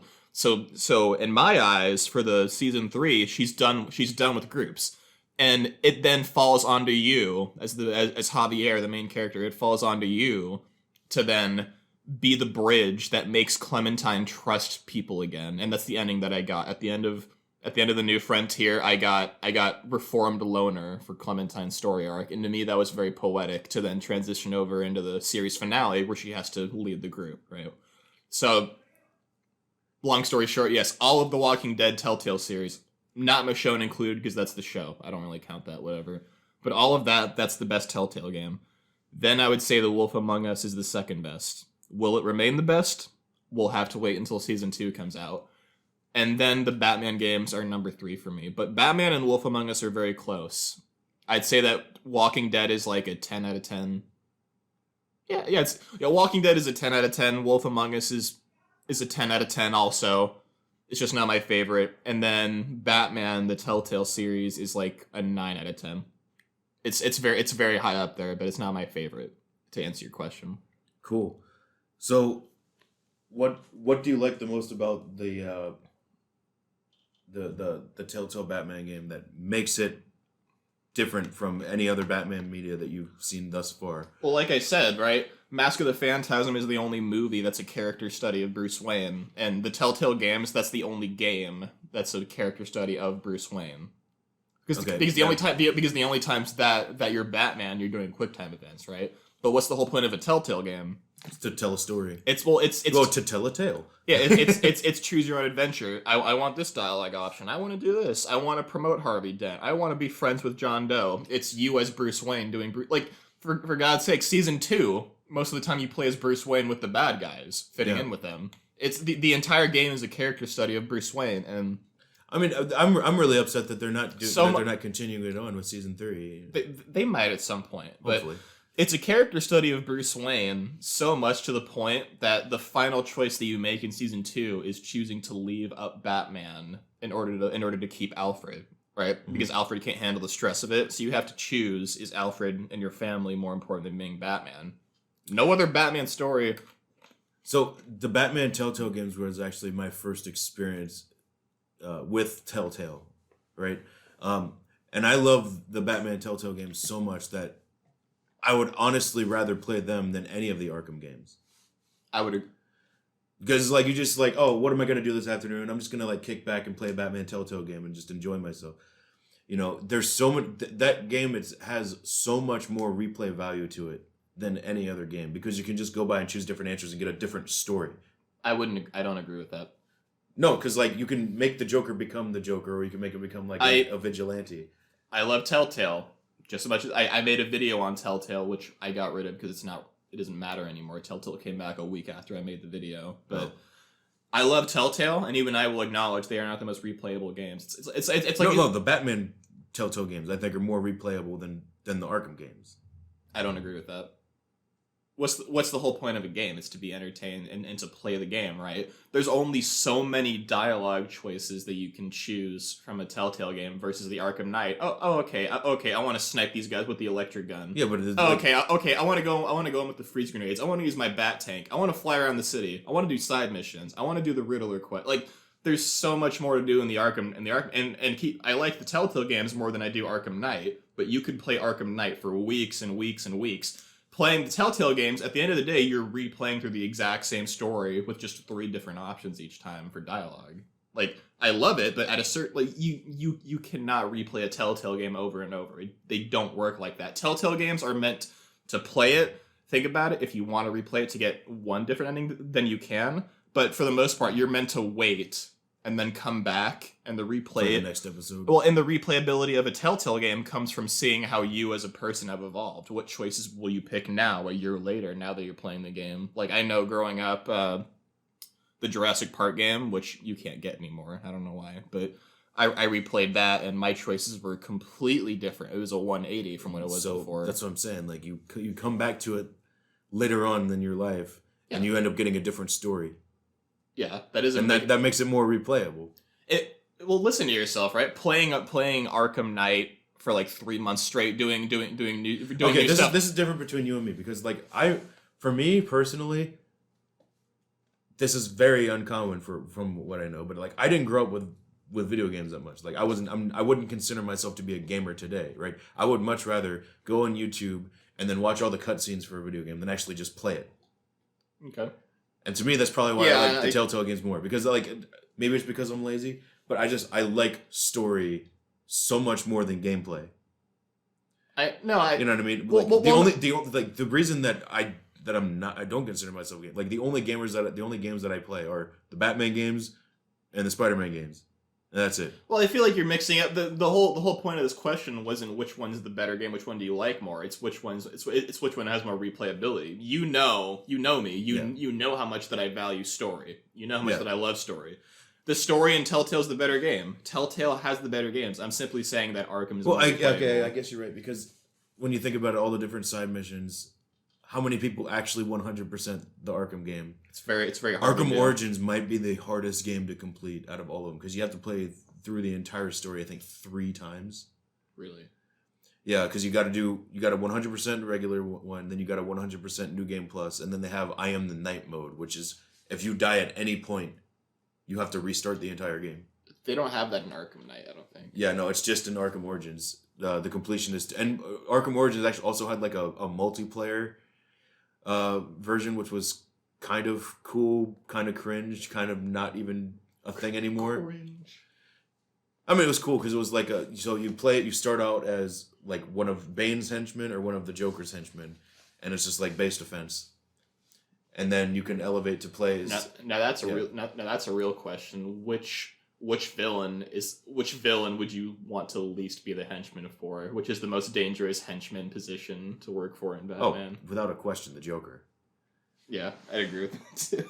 Oh, well, okay, maybe Black Mask would be scary. Why the hell would anybody ever want to work for Joker? I don't understand it, man. I don't know. But Black Mask just kills his guys. Being a henchman... I feel like Bane would kill his guys. Being a henchman for any of Batman's villains would suck because all of them would just kill you. Yeah. You know what I mean?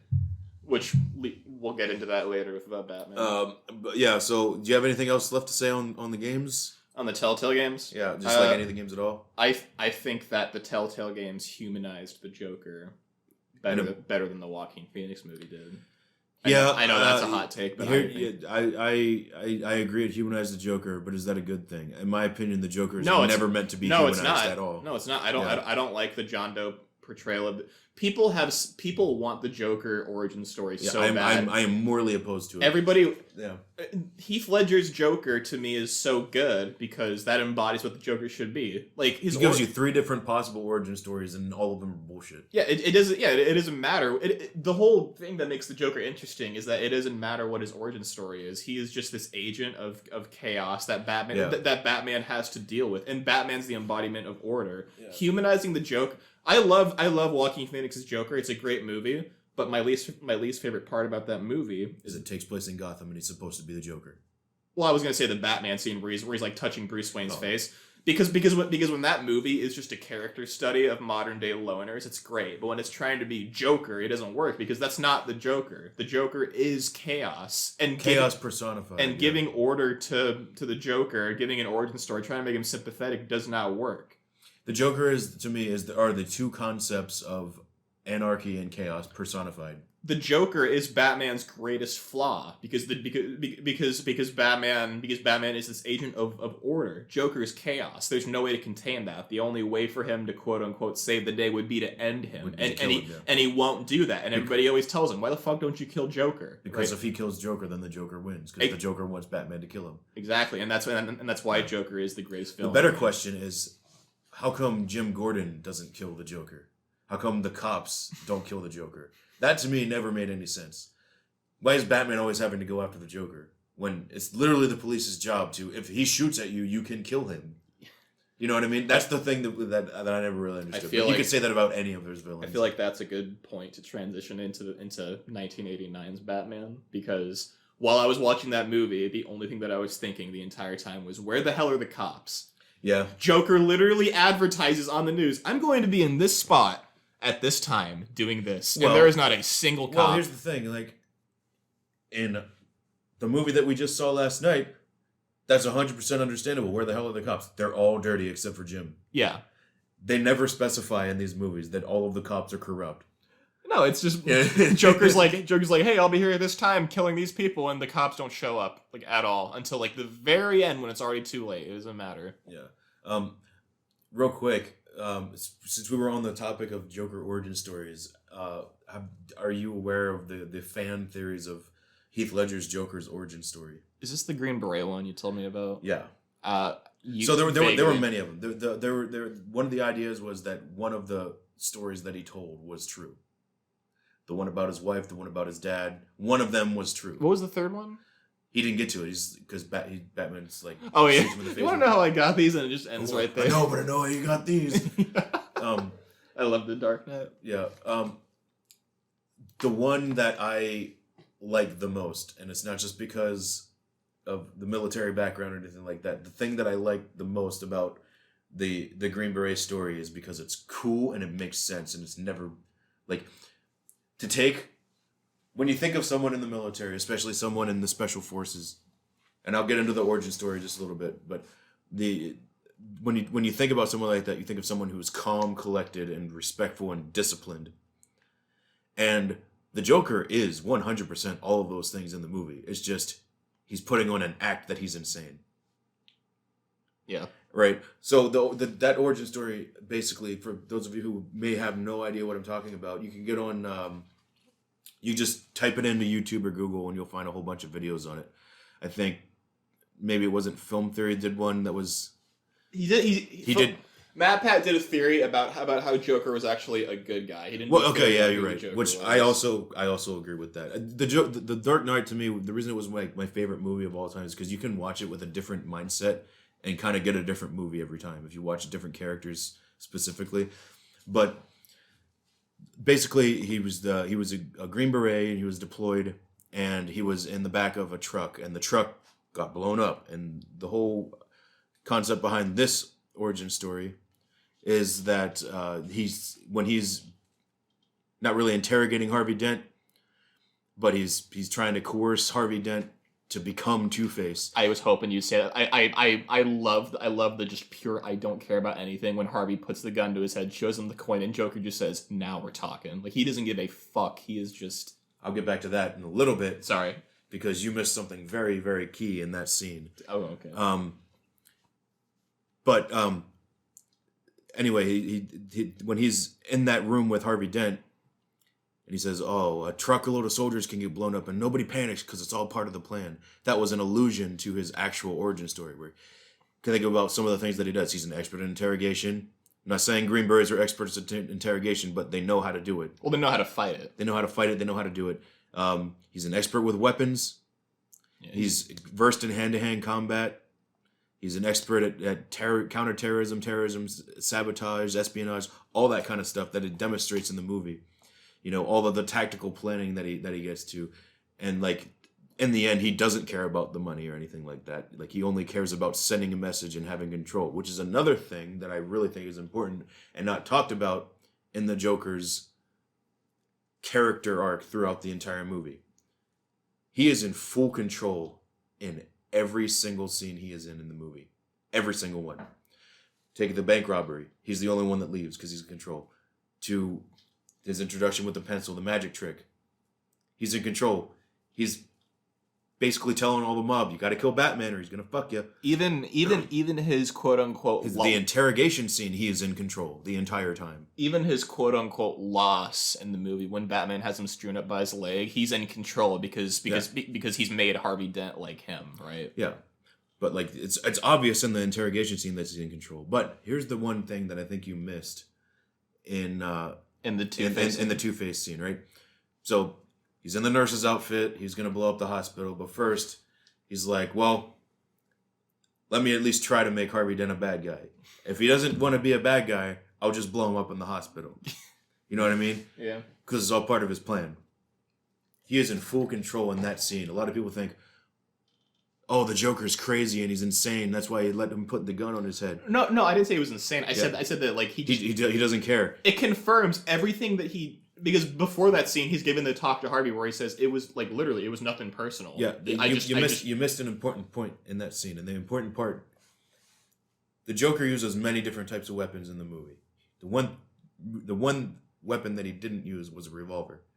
That was iconic with Harvey Dent. Okay. And it was obviously a loaded gun. Yeah. Okay? When he puts the gun to his head, viewers at home, you have no idea what I'm talking about, but go back and watch. He cocks it and he puts his index finger on the hammer, so that even if Harvey Dent wanted to kill him, he wouldn't have been able to. He was in full control. There was no carelessness.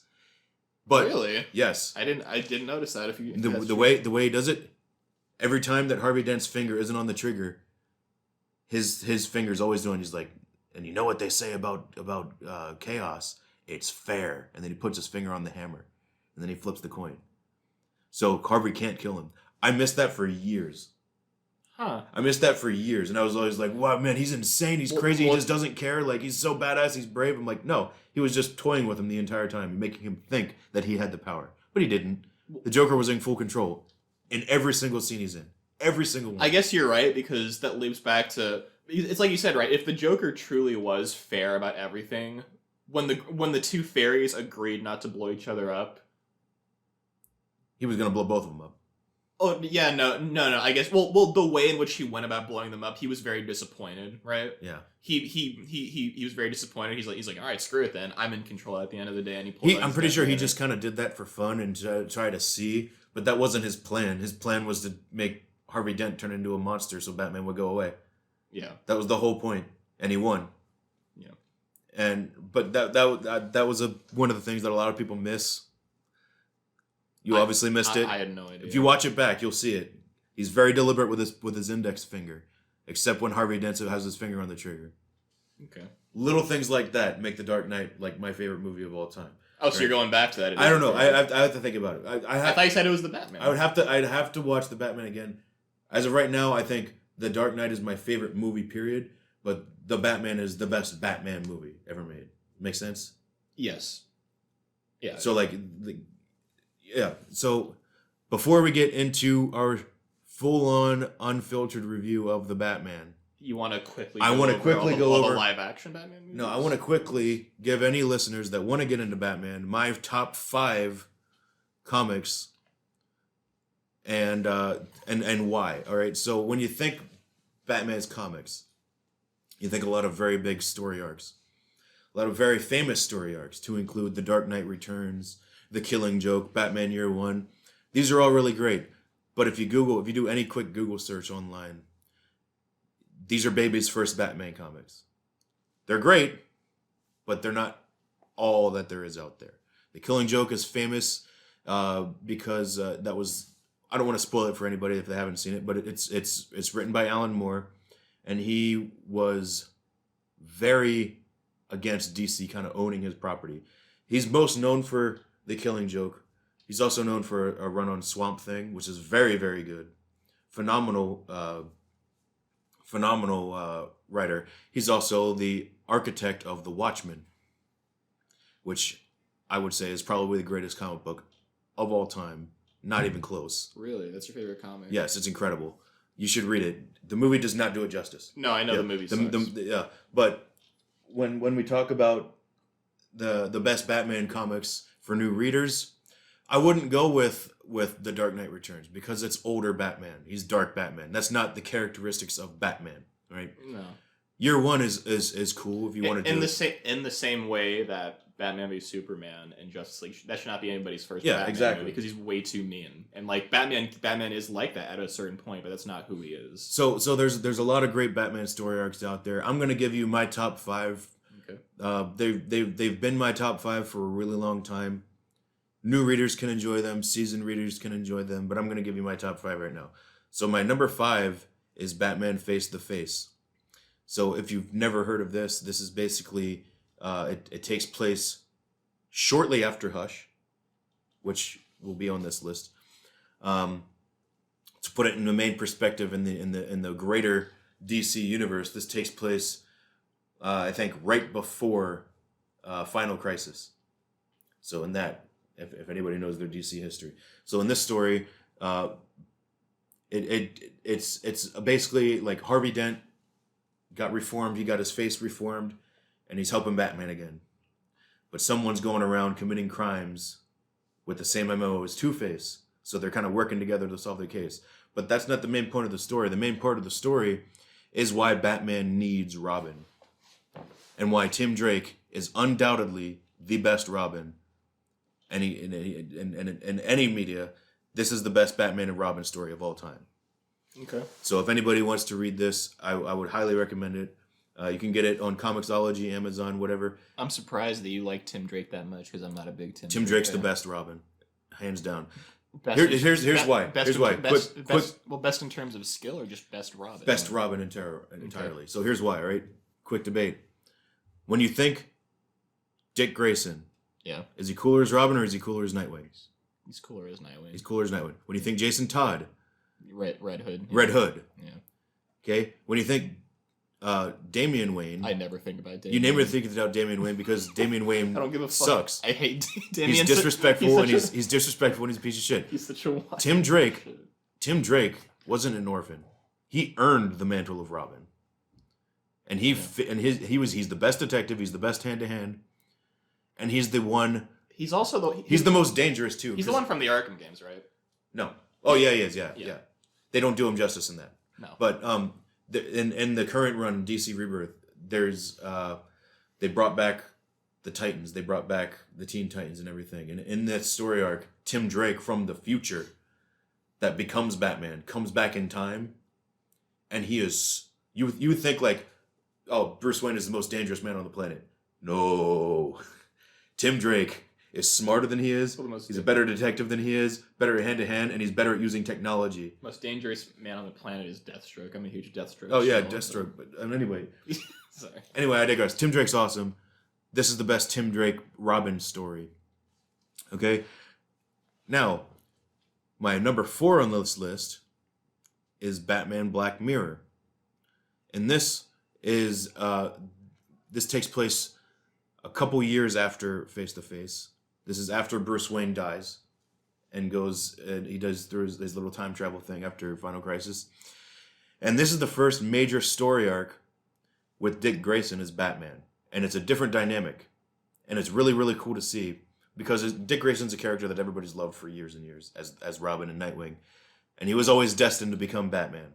Yeah. Because he's Batman's son, damn it. Yeah, you know? He is. Yeah. And it's a very dark story. And a lot of times Batman stories are dark because Bruce Wayne as a character is dark. Well, Dick Grayson isn't a dark person. He's witty, he's quick on his feet, he's happy, he's an optimist. I just recently went on a little Teen Titans binge, and Robin's a very comedic character in that show. Yeah, exactly. A lot more than people remember. And so this is right before the run in comics that was Batman and Robin, where Dick Grayson was Batman and Damian Wayne was Robin. And they work really great together because Dick Grayson's the happy, witty one. And Damian is basically 11-year-old Bruce Wayne. Like, 11-year-old adult Bruce Wayne. Like, he's an asshole. You know what I mean? Yeah. So this is a really cool character, a really cool story arc here. The main villain, I don't think it's that much of a spoiler. But he goes after a serial killer who happens to be Jim Gordon Jr. Okay, so Jim Gordon's son. Right, essentially, his brother-in-law if he married Barbara Gordon. Right. Yeah. I had a lot of inner conflict with the third one on my list. I was gonna go Court of Owls because it's great. I was gonna go Endgame. I was gonna go Death of the Family. I decided to go with one of the best story arcs from the Scott Snyder New 52 Batman run. The entire run is great. I think from start to finish, it's the best Batman run of all time. Not even close. If you want a really, really, really, really dark and evil Joker story, and the Joker's your fix, you got to go with Batman Death of the Family. It's the infamous one where he tapes his face back onto his head and goes around and like tries to kill the Bat Family. But I actually picked neither of those, or I didn't pick any of those. The story I picked from the New 52 Batman run is Batman Zero Year. So Batman Zero Year is the second major story arc, and it's sort of like an origin story to Batman. So remember in Mask of the Phantasm, it shows an early Batman, like he's not in his full bat suit. He's kind of like he's wearing a ski mask. He's wearing a ski mask and stuff like that. Well, it's not that far inexperienced Batman, but it's like Batman as soon as he comes, Bruce Wayne as soon as he comes back to Gotham and starts being Batman, he looks like that. Okay. And then the imagery is very similar to like the original Batman with like the purple gloves and like that Batman. And it's a story where the Riddler is the main villain, and he's a different take on the Riddler that was very heavily inspired. It definitely inspired the Batman, Matt Reeves' Riddler. Yeah. And it's sort of like a post-apocalyptic style story, and it's really cool. All right. This is a toss-up for me for the first two. I'm just going to tell them what they are. The Long Halloween and Hush. I think they're the two greatest Batman stories ever written. I'm not going to give out a single spoiler about any of them. All right, they're that good. If you like detective gritty storylines where Batman is chasing after a serial killer, you got to read The Long Halloween. It is the best Batman detective story ever made. And it's not even close. Okay, so many stories, there's so many movies like to use this as their primary inspiration, and it's very easy to see why. They just came out with an animated movie that's actually got 2 parts. So me and Aaron are definitely going to be watching this at some point in the future, just because I want him to see the animated movie. The animated movie is great. I wouldn't say it's as good as the comics. It changes up the ending, but it changes it up in a way that's fresh and makes sense. So if you've read the comics and you want to see the movie, they're different, and it has a different ending. It won't spoil it for you. If you've seen the movies and you haven't read the comics, you can do that, and it hasn't spoiled anything. And then Hush is my personal favorite Batman story of all time. It's the first major Batman story that really explores the whole Batman and Catwoman romance. It's got one of the best villains story arcs of all time with Hush. It's one of the best Riddler stories of all time. And in the end, it's got a very, very depressing and really depressing ending, in my opinion, about how like Batman cannot be Batman and be happy.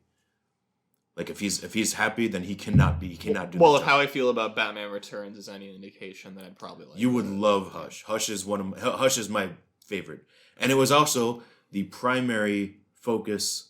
Like that was the first time that DC hinted on bringing Jason Todd back from the dead. So those are my 5. I'll list them again for anybody who didn't take them down. Batman Face to Face, number 5. Batman Black Mirror, number 4. Batman Zero Year, number 3.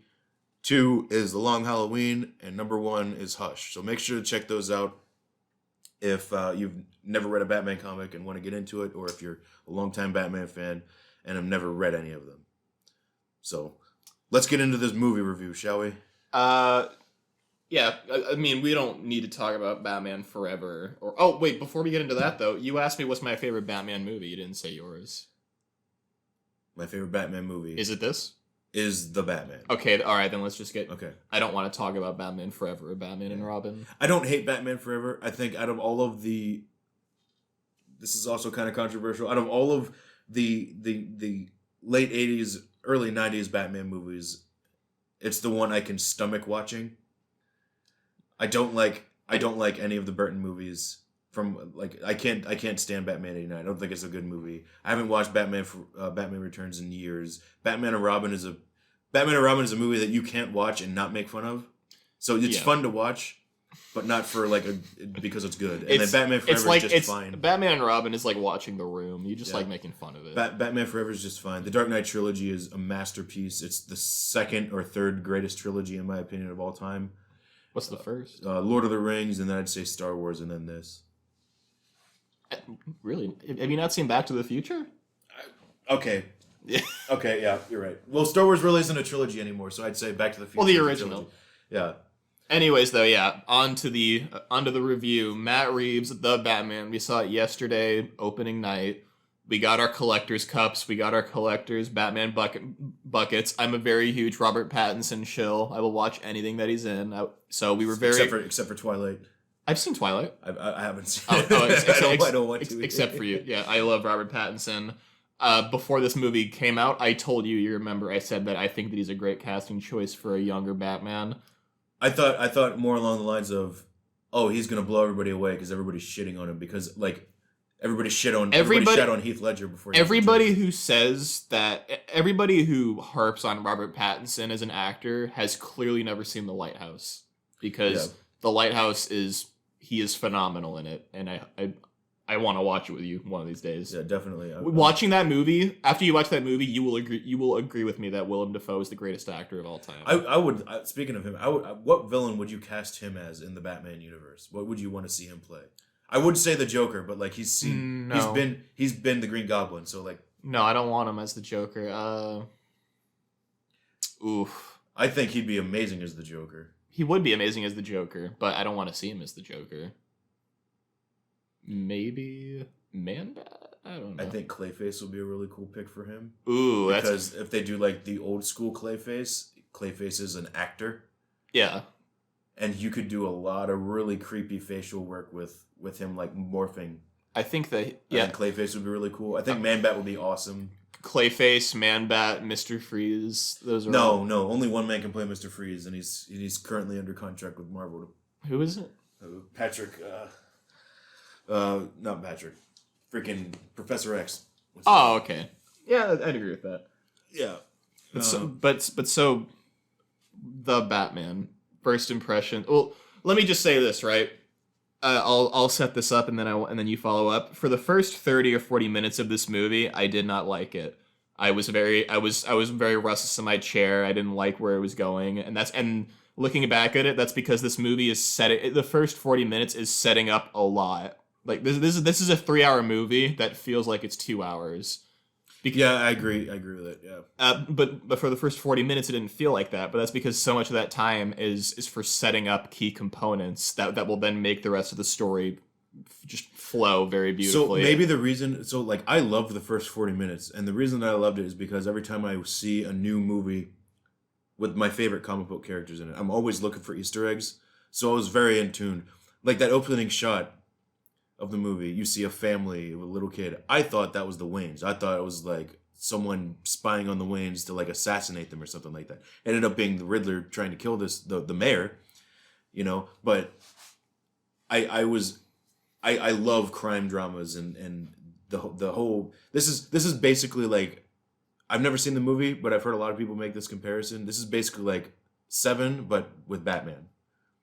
I've never seen Seven. I've never seen Seven, but apparently they're very similar. We should watch that movie sometime. But I like the, like, obviously we as the fans know that the murderer is the Riddler, and if you know the Riddler, you know he's Edward Nygma. Yeah. Right. So that part of the mystery isn't the thing that they're setting up. The thing that they're setting up is, who is he targeting? Why is he targeting them? Who's he going to target next?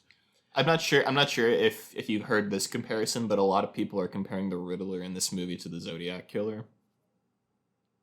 Yeah, I would compare him to that and Jigsaw, definitely. Yeah. I wanted to see more of the Jigsaw style in the movie, because like my favorite, I've said this many times, like my favorite Batman villain is the Riddler. My favorite version of the Riddler is the Arkham City Riddler. And that is very Jigsaw, if you ask me. No, it is very Jigsaw. And I always thought that was cool. And that just makes more sense for the Riddler, because he loves puzzles and he makes a big puzzle. In this, he makes a lot of puzzles, but the puzzle isn't the device that he uses to kill people. They're not like the Jigsaw traps. The puzzle is all of the special clues he's leaving for Batman to piece everything together. I think this is a big stretch. I think this might be the best acted Batman movie. On all accounts, or just on Batman? Just on all accounts. Like, everybody was doing a great job. The Dark Knight is incredible. I hate Maggie Gyllenhaal. I think she's obnoxious. No, I agree with that, because even Batman Returns, like I said, Catwoman's awesome. Michael Keaton's pretty good. But the Penguin, as the Penguin, like I said, right, he's fine, but it's not a perfect performance. I don't think there was a bad performance in this movie. Not a single one. There was a weird line delivery. Yeah, like, Commissioner Loeb has a really weird. Commissioner Loeb has a really weird has a really weird monotone, high-pitched voice that kind of sounds like me. Yeah. But it sounds like he's like gasping for air the entire time. It's really weird. Yeah. But apart from that, there's not a bad acting delivery. This is the most real feeling Batman movie. Definitely. Hands down. Like even the It's like if there was a guy that was going around calling himself the Riddler, he would be exactly like. And the reason why this is the most real Batman movie. You just want to get movie. into the henchman thing now, or No, I'm gonna say, I don't know how you didn't agree with me on this last night. This is at times this feels like a horror movie. The way in which the crime in this movie, because think about it, right? If this was happening in real life, it'd be fucking terrifying. See, when I think like when Joker, murders in a horror movie, I think of like slasher style. Yeah, and that's not realistic. Yeah. When the way that Riddler is portrayed in this movie is as real to a psychopath as I've ever seen. It's very terrifying because it's based off the Zodiac Killer. It's very like when he's on camera and he's got the cop and the fucking rat contraption and he's screaming, "Look at me!" You like it comes off as so real and terrifying. Everything, there's so much about this movie that is rooted in horror. Like even the way I'm starting to see it a lot more. The way that Batman enters the screen all the time, like you'll just hear footsteps, and then the camera will just cut to a dark alley, and then he'll just walk out slowly with the footsteps. The way that Batman is presented, it's presented scary. The scene where they go to the orphanage and it's like a textbook modern horror movie where they have the flashlights and there's meth heads everywhere and they jump scare you. The way that Riddler is presented, just the feeling of Batman Returns is bittersweet and gothic. The feeling of this movie is just I'm not saying this is a horror movie, but the feeling is like a horror movie, right? Yeah, I definitely got that vibe. It can't be a horror movie because it's Batman. You know he's not gonna fucking die or be in any danger. I always wanted not a Batman horror movie, but a Batman movie that was presented like a horror movie. Because I never once thought Batman was scary, except for in one scene, and that was in Batman v Superman when he was like up in the corner. Yeah, because it reminded me of like Hereditary. And he does that in this movie. Yeah, he does do that in the elevator. Movie. Yeah, So yeah, it's not a horror movie, but I think you got your wish. I agree with you on that. It's not every scene, but a lot of scenes are very, like even the soundtrack. I want to listen to the soundtrack again. Soundtrack's awesome. It's not a traditional Batman Hans Zimmer style. I'm not sure if you and me have ever had this conversation, but when it comes to film for me, right, I look at different aspects of a film like human anatomy. So the camera is the eyes, right? The director is the brain.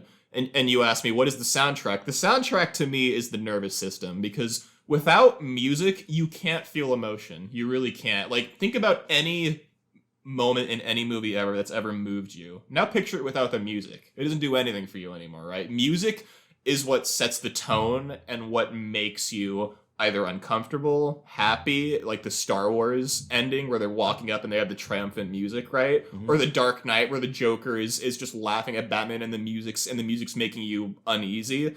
The music in this movie is what makes it feel like a horror movie at times to me. I like the music because it was dark and ominous. It wasn't very operatic, which is very traditional for a Batman soundtrack. It was not your traditional Batman soundtrack, where they actually had sort of a contemporary music style feel. The main theme was very ominous and in the not traditional Batman way. When I think about soundtrack, that's gonna become. I'm referring to like the in between moments, right? The moments where Batman's walking up to Penguin in the car. The moment where Batman. I think the sound design in this movie is incredible. It's very creepy, very horror-esque, and that's why I love this movie, because it was very realistic and it was very creepy. Yeah. Gunshots, engine sounds, they all sound amazing. My favorite aspect of the Riddler in this, I think it's apt to compare this to The Dark Knight. People like common traits of the Joker is that he is a psychopath. You can watch The Dark Knight and easily see the Joker is not a psychopath at all in that movie. No, he's very smart. Strategic, very smart. Yeah. Okay, you can watch this movie and immediately in the best scene of the movie, which we'll get to. The best scene? I think the interrogation scene is the best scene in the entire movie. I think. And you can easily see how messed up the Riddler is. He is gone. I'll have to ask my mom about this, because a lot of times when it comes to movies, I ask because she's a psychiatrist, kind of. She knows stuff. Yeah. I ask her, hey, how would you what's the word for a doctor? Classify. However, a doctor classifies something. I ask her to do that for a lot of people in movies. And Diagnose. Yeah. I wonder what her diagnosis would be of the Riddler, because I feel like she would agree that he is like textbook, just completely psychopath, just complete lunatic. Yeah. Yeah. He's one of the the family from Texas Chainsaw. Hannibal Lecter. Mm-hmm. I'd say that he's on par with those actors in terms of a Sugar from No Country for Old Men. Like Jigsaw is not a psychopath; he's a sociopath, right? Jigsaw? Yeah. No. Yeah. Because he's got morals. He's got like he just doesn't feel empathy for other people. Yeah. And he's like totally okay with killing people. Yeah, and that's how I classify Heath Ledger's Joker as. He's a sociopath. But he's not a psychopath. This Riddler is a complete psychopath. He's like very, very clearly there's a chemical imbalance in his head. He is unhinged. He's a psychopath. Yeah. I feel. And it's so terrifying. That is the only time that I've ever been scared of the Riddler.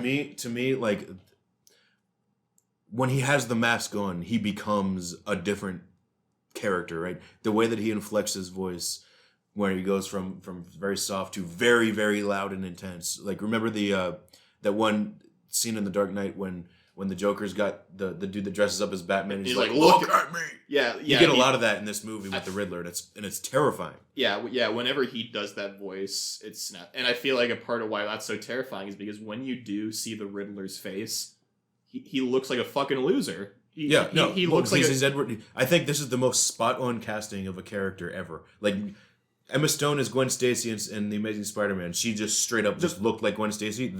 You see this man and you're like, oh my god, that's Edward Nimoy. The best way that I can summarize the Riddler in this movie is think of every slightly creepy guy that you've ever worked with in any setting who's creepy because like he doesn't talk to anybody, you know, he's kind of aloof. Nobody ever really goes over to talk to him. He does his own thing and it kind of weirds you out.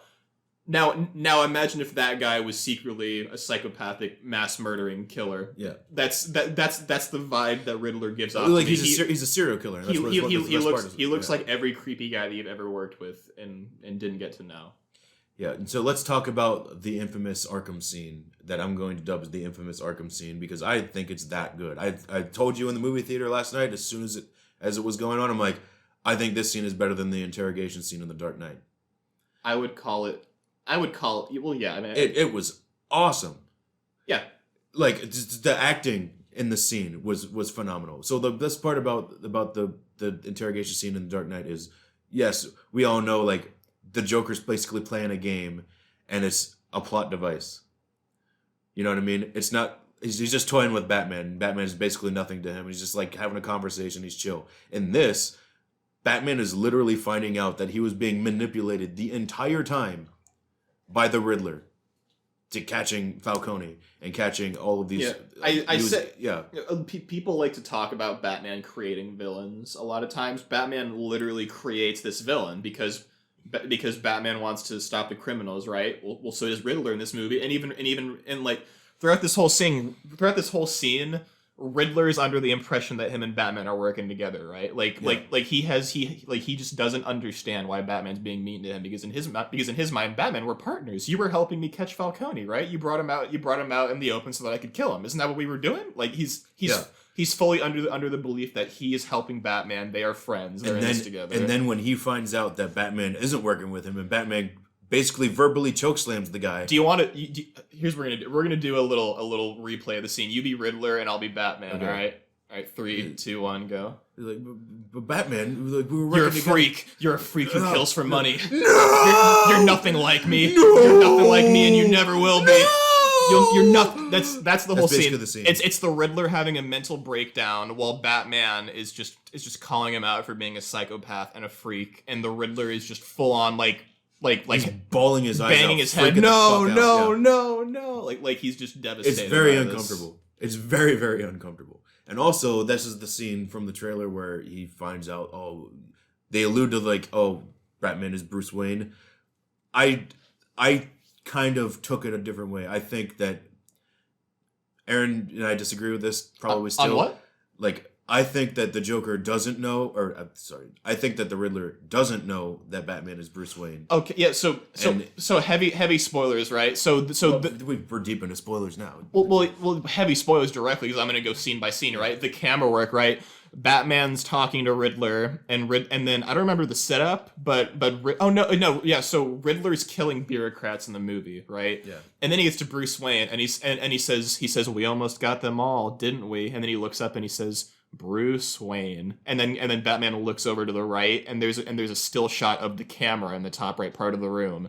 And then for the next minute or so, Riddler is very ambiguous, just talking about Bruce Wayne in general, and then like Batman's still looking at the camera, looking back at him, and then Riddler notices, and then he kind of sits back and he says, "Yep, we almost got Bruce Wayne, didn't we, Batman?" And the way that he says it is very wink. I know that you're Batman, but I don't want the camera to know that because I want to keep this game. It's very much I know who you are, but I want to be the one who kills you. I don't want it to be revealed.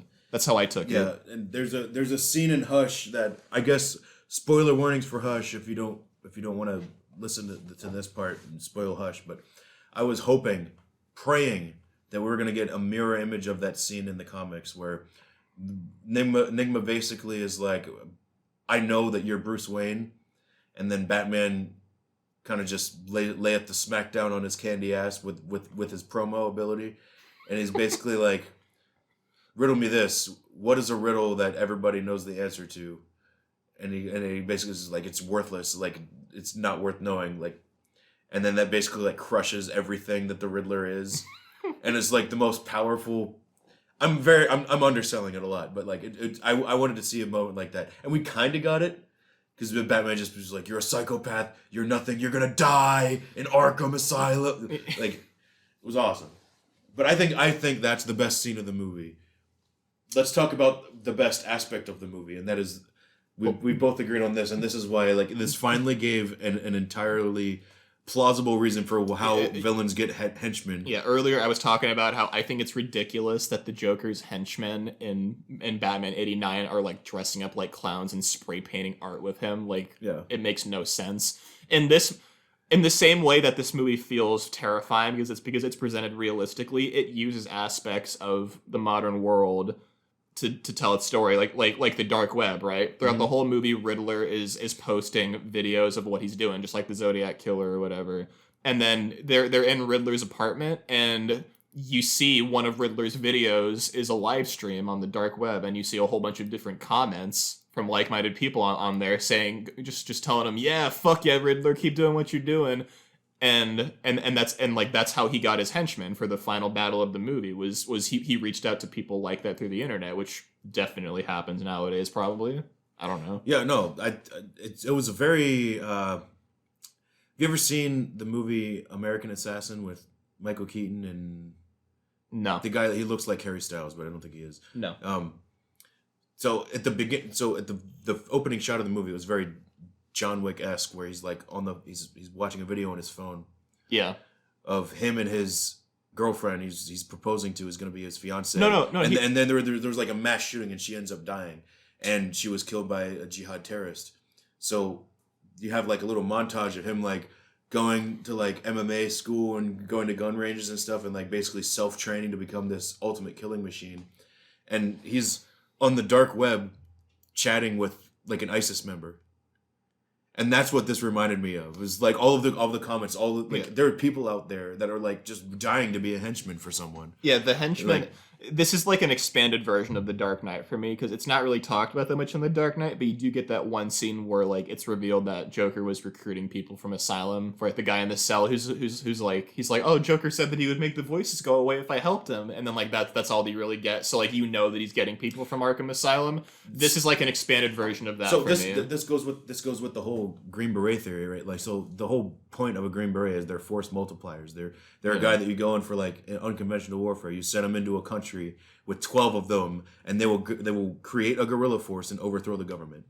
Like that's that's essentially like he just fits that so perfectly. So like Joker getting henchmen just makes sense to me, because it's like he's a force multiplier. That's what he was trained to do.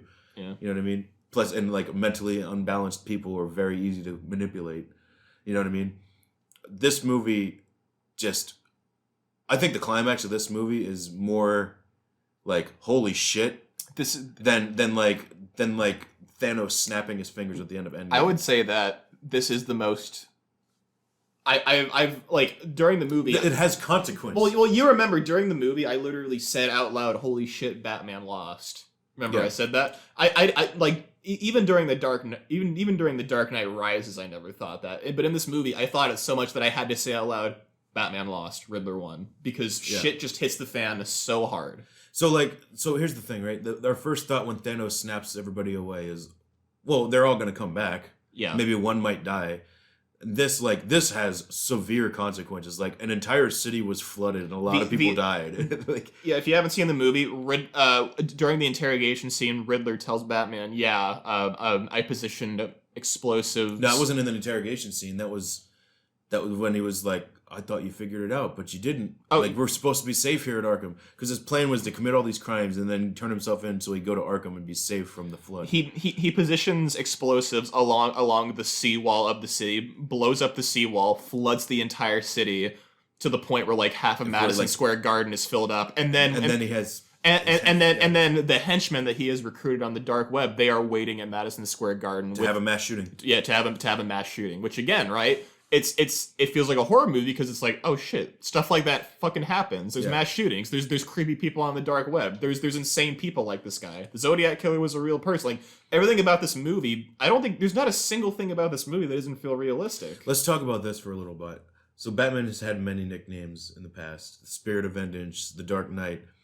He goes by Vengeance in this movie, and I think it's very, very, very deliberate that he calls himself Vengeance because he is. In this movie, he is Batman purely out of vengeance from his family.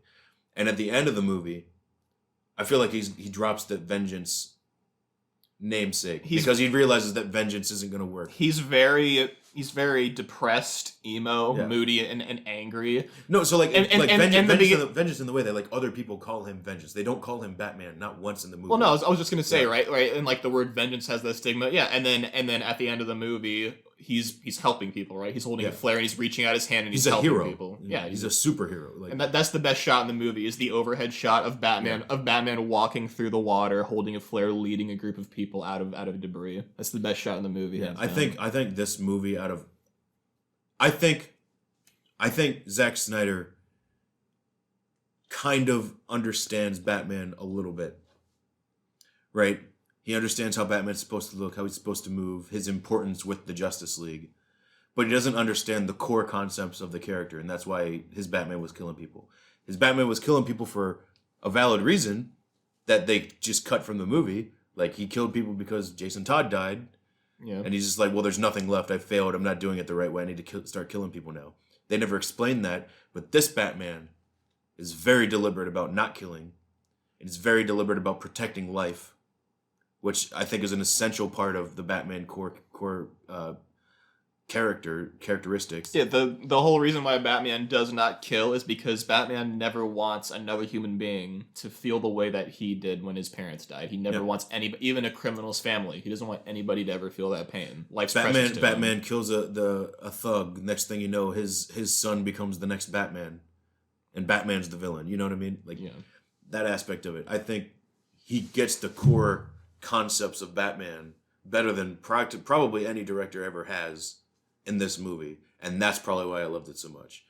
Also, that Batmobile chase was awesome.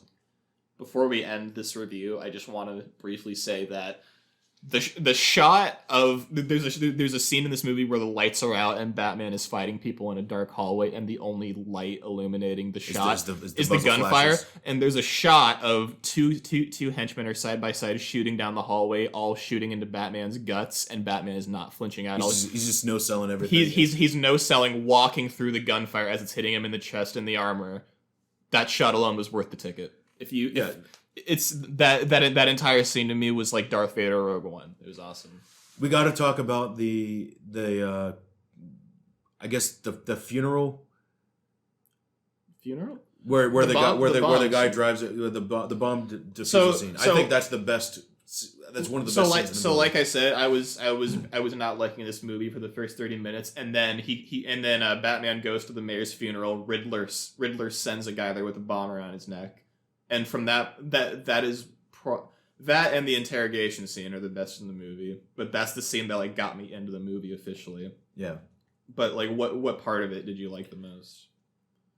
I liked that the game that Riddler was playing wasn't with Batman.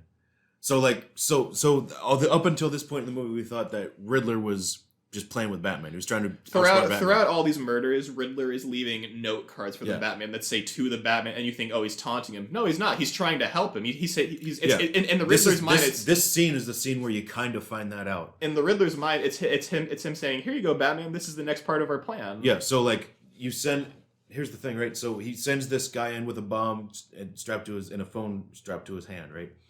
And on his chest is a "to the Batman" envelope. Yeah. So the audience is meant to believe, oh well, Batman's supposed to come and like try and save the guy. And he's going to play the Riddler's game, and then if the Batman wins, then he's going to get the code and be able to unlock it. But the game that Riddler plays via Skype, and he's asking all the riddles and everything, wasn't with the Batman. It was with the guy. Yeah. The Batman was, and that was the part that I caught from it. I don't know if you caught it. I'm like, this is so unusual. Well, no, I was going to say, the guy who played that, was he a cop? No, he was the district attorney. He was the DA. The DA, his acting was phenomenal. So the whole thing is that Riddler is asking him very hard questions. The DA has to answer 3 of them, and then the bomb will be disarmed and unlocked, right? And then he gets to the 3rd question, and the question is who is the rat in the. He's basically asking the DA to reveal who the hidden criminals are and the Gotham police. And the line delivery when the DA says, I don't remember the exact words, but he says if I give that information up, then I'm a dead man anyways. He sounds like he's like on the verge of crying and on a nervous breakdown. He says, I can't give that or else I'll die. And while he's saying that, Batman's like shaking him, saying, who is it? Tell me. And the whole time Riddler is just in the background, tick tock, as this guy's breaking down, and Batman is furious trying to get the information out of him. The DA's acting was phenomenal in that scene. He really sold me on the idea of like this man is a dead man either what, and he's freaking out over that fact. Yeah. You know? I will say this. I really appreciate Matt Reeves' direction in this movie. I really like that. He was Batman for literally 90% of the movie.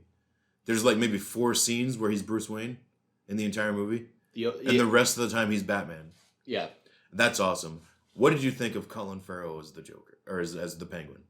I think that he's the best. He was awesome. He's the best live action Penguin they've ever done. He was awesome.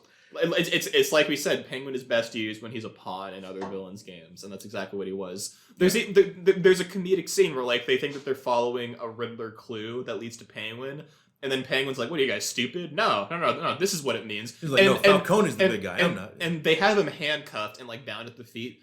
Penguin is such a pawn in this game that they don't even bother cutting him loose. They just say, all right, on to the actual villain, and they drive away while Penguin is furiously saying, untie me. See, the cool thing is like this movie kind of creates a power vacuum at the end where Penguin will rise to prominence and being like the end-all be-all crime boss in Gotham. But he's not there yet, and it's so funny. He's working for Falcone. What did you think of Falcone? You said you loved Falcone in this movie. Yeah, I think that he was a very like people are talking about Catwoman and Batman. Catwoman was great. She was probably the most... I have not been hearing anybody talk about the portrayal of Falcone and what was the name of the actor again? I know John Turturro. John Turturro's performance of Falcone was flawless, absolutely flawless. I thought that he was a perfect Falcone. I didn't get the look until right before he died, and then because Catwoman scratches him, and he gives him the scars that he had in the Long Halloween, and then he looked like the Roman from the comics, and it looked awesome, and then he dies, and I'm like, oh come on, but yeah, just like the way his portrayal, like when Bruce goes to talk to him, like I really got the vibe that Falcone considered his father a family member, and he considered Bruce a family member, and he's talking to him like a father, right? He considers him his son. I really was able to pick up on that. There were a lot of standout performances in the movie. Obviously, I think Zoe Kravitz was great as Catwoman. I thought she was fine. I didn't. There wasn't anything bad about her character at all. You know, it's maybe if they would have had her a little bit more in the movie, then I'd probably like her a little bit more than Anne Hathaway. But I mean, to be honest, like percentage wise, they were about the same in their each respective movies. For me, I still think Anne Hathaway is better. I thought Jim Gordon was great. I don't know the actor who plays him, but he was great. Robert Pattinson to me was fantastic. Standout of all standout performances was the Riddler. On the subject of Jim Gordon, this is the first piece of Batman media, to me at least, that has really because like Jim Gordon is such a pivotal character in Batman. He is the bridge that unites Batman to the police. And in this movie, like you really get the sense that like none of these cops fucking trust this guy. None of them. Jim's the only one. Jim is the sole bridge. He's the only good cop. He's the only bridge keeping Batman helping the police, right? Yeah. And like in Batman 89, Jim's like non-existent. And this movie, he's pivotal. He's the only thing tying the police force to even tolerate Batman at this point. The main problem that I have with the Dark Knight trilogy is Jim Gordon compromises his integrity. And he never does that. And he would never do that. Okay?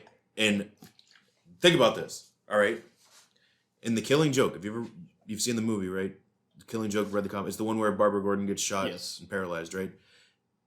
In that storyline, his daughter gets shot and paralyzed and raped by the Joker.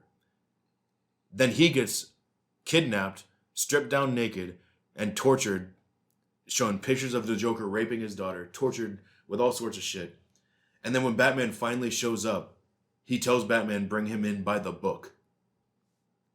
This is how serious he is with his integrity. This is my favorite. And like, this is why I love Jim Gordon so much. And that's why the Dark Knight Rises, it's fine. This is my favorite performance of Gordon live action. My favorite performance of Jim Gordon live action is in the Justice League.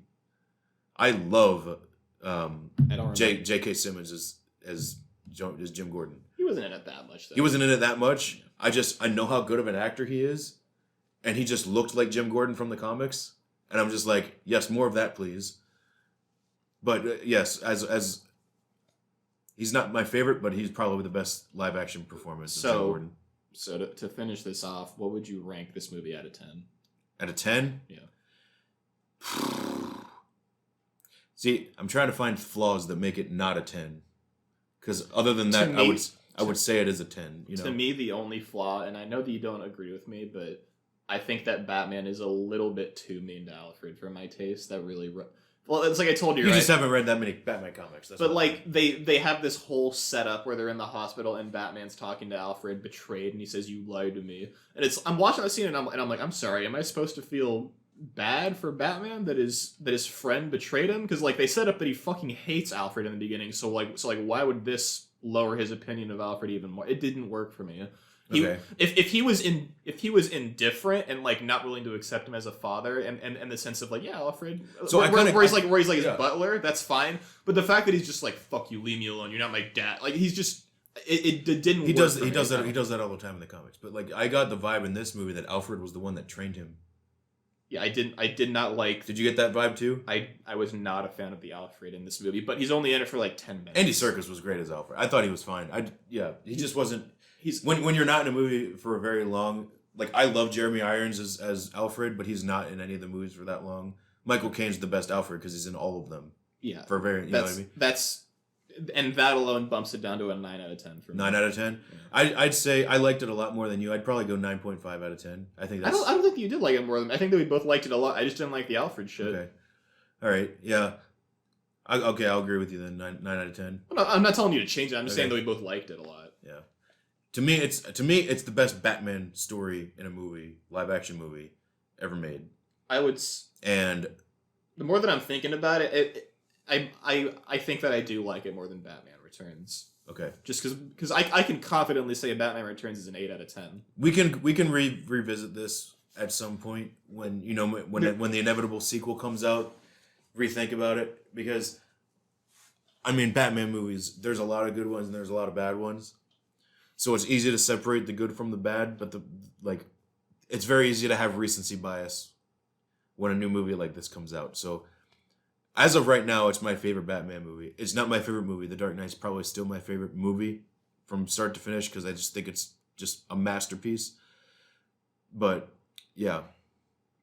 So well, all right. I think that's going to wrap it up for this episode. This was 2 hours. This was a long episode.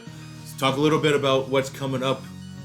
So are we going to do that? This Sunday, AEW Revolution. We're probably going to do a review of it because it's a pretty big show, and Aaron and I are both probably in the next actual episode, or both are going to give our top 10 wrestling matches of all time, our top 10 favorite.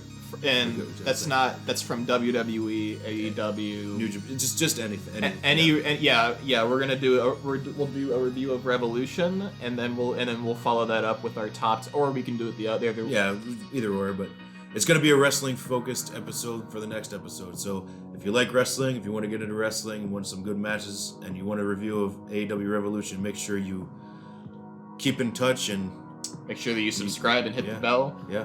Or whatever you're watching this on. And with that being said, we will catch you guys in the next episode.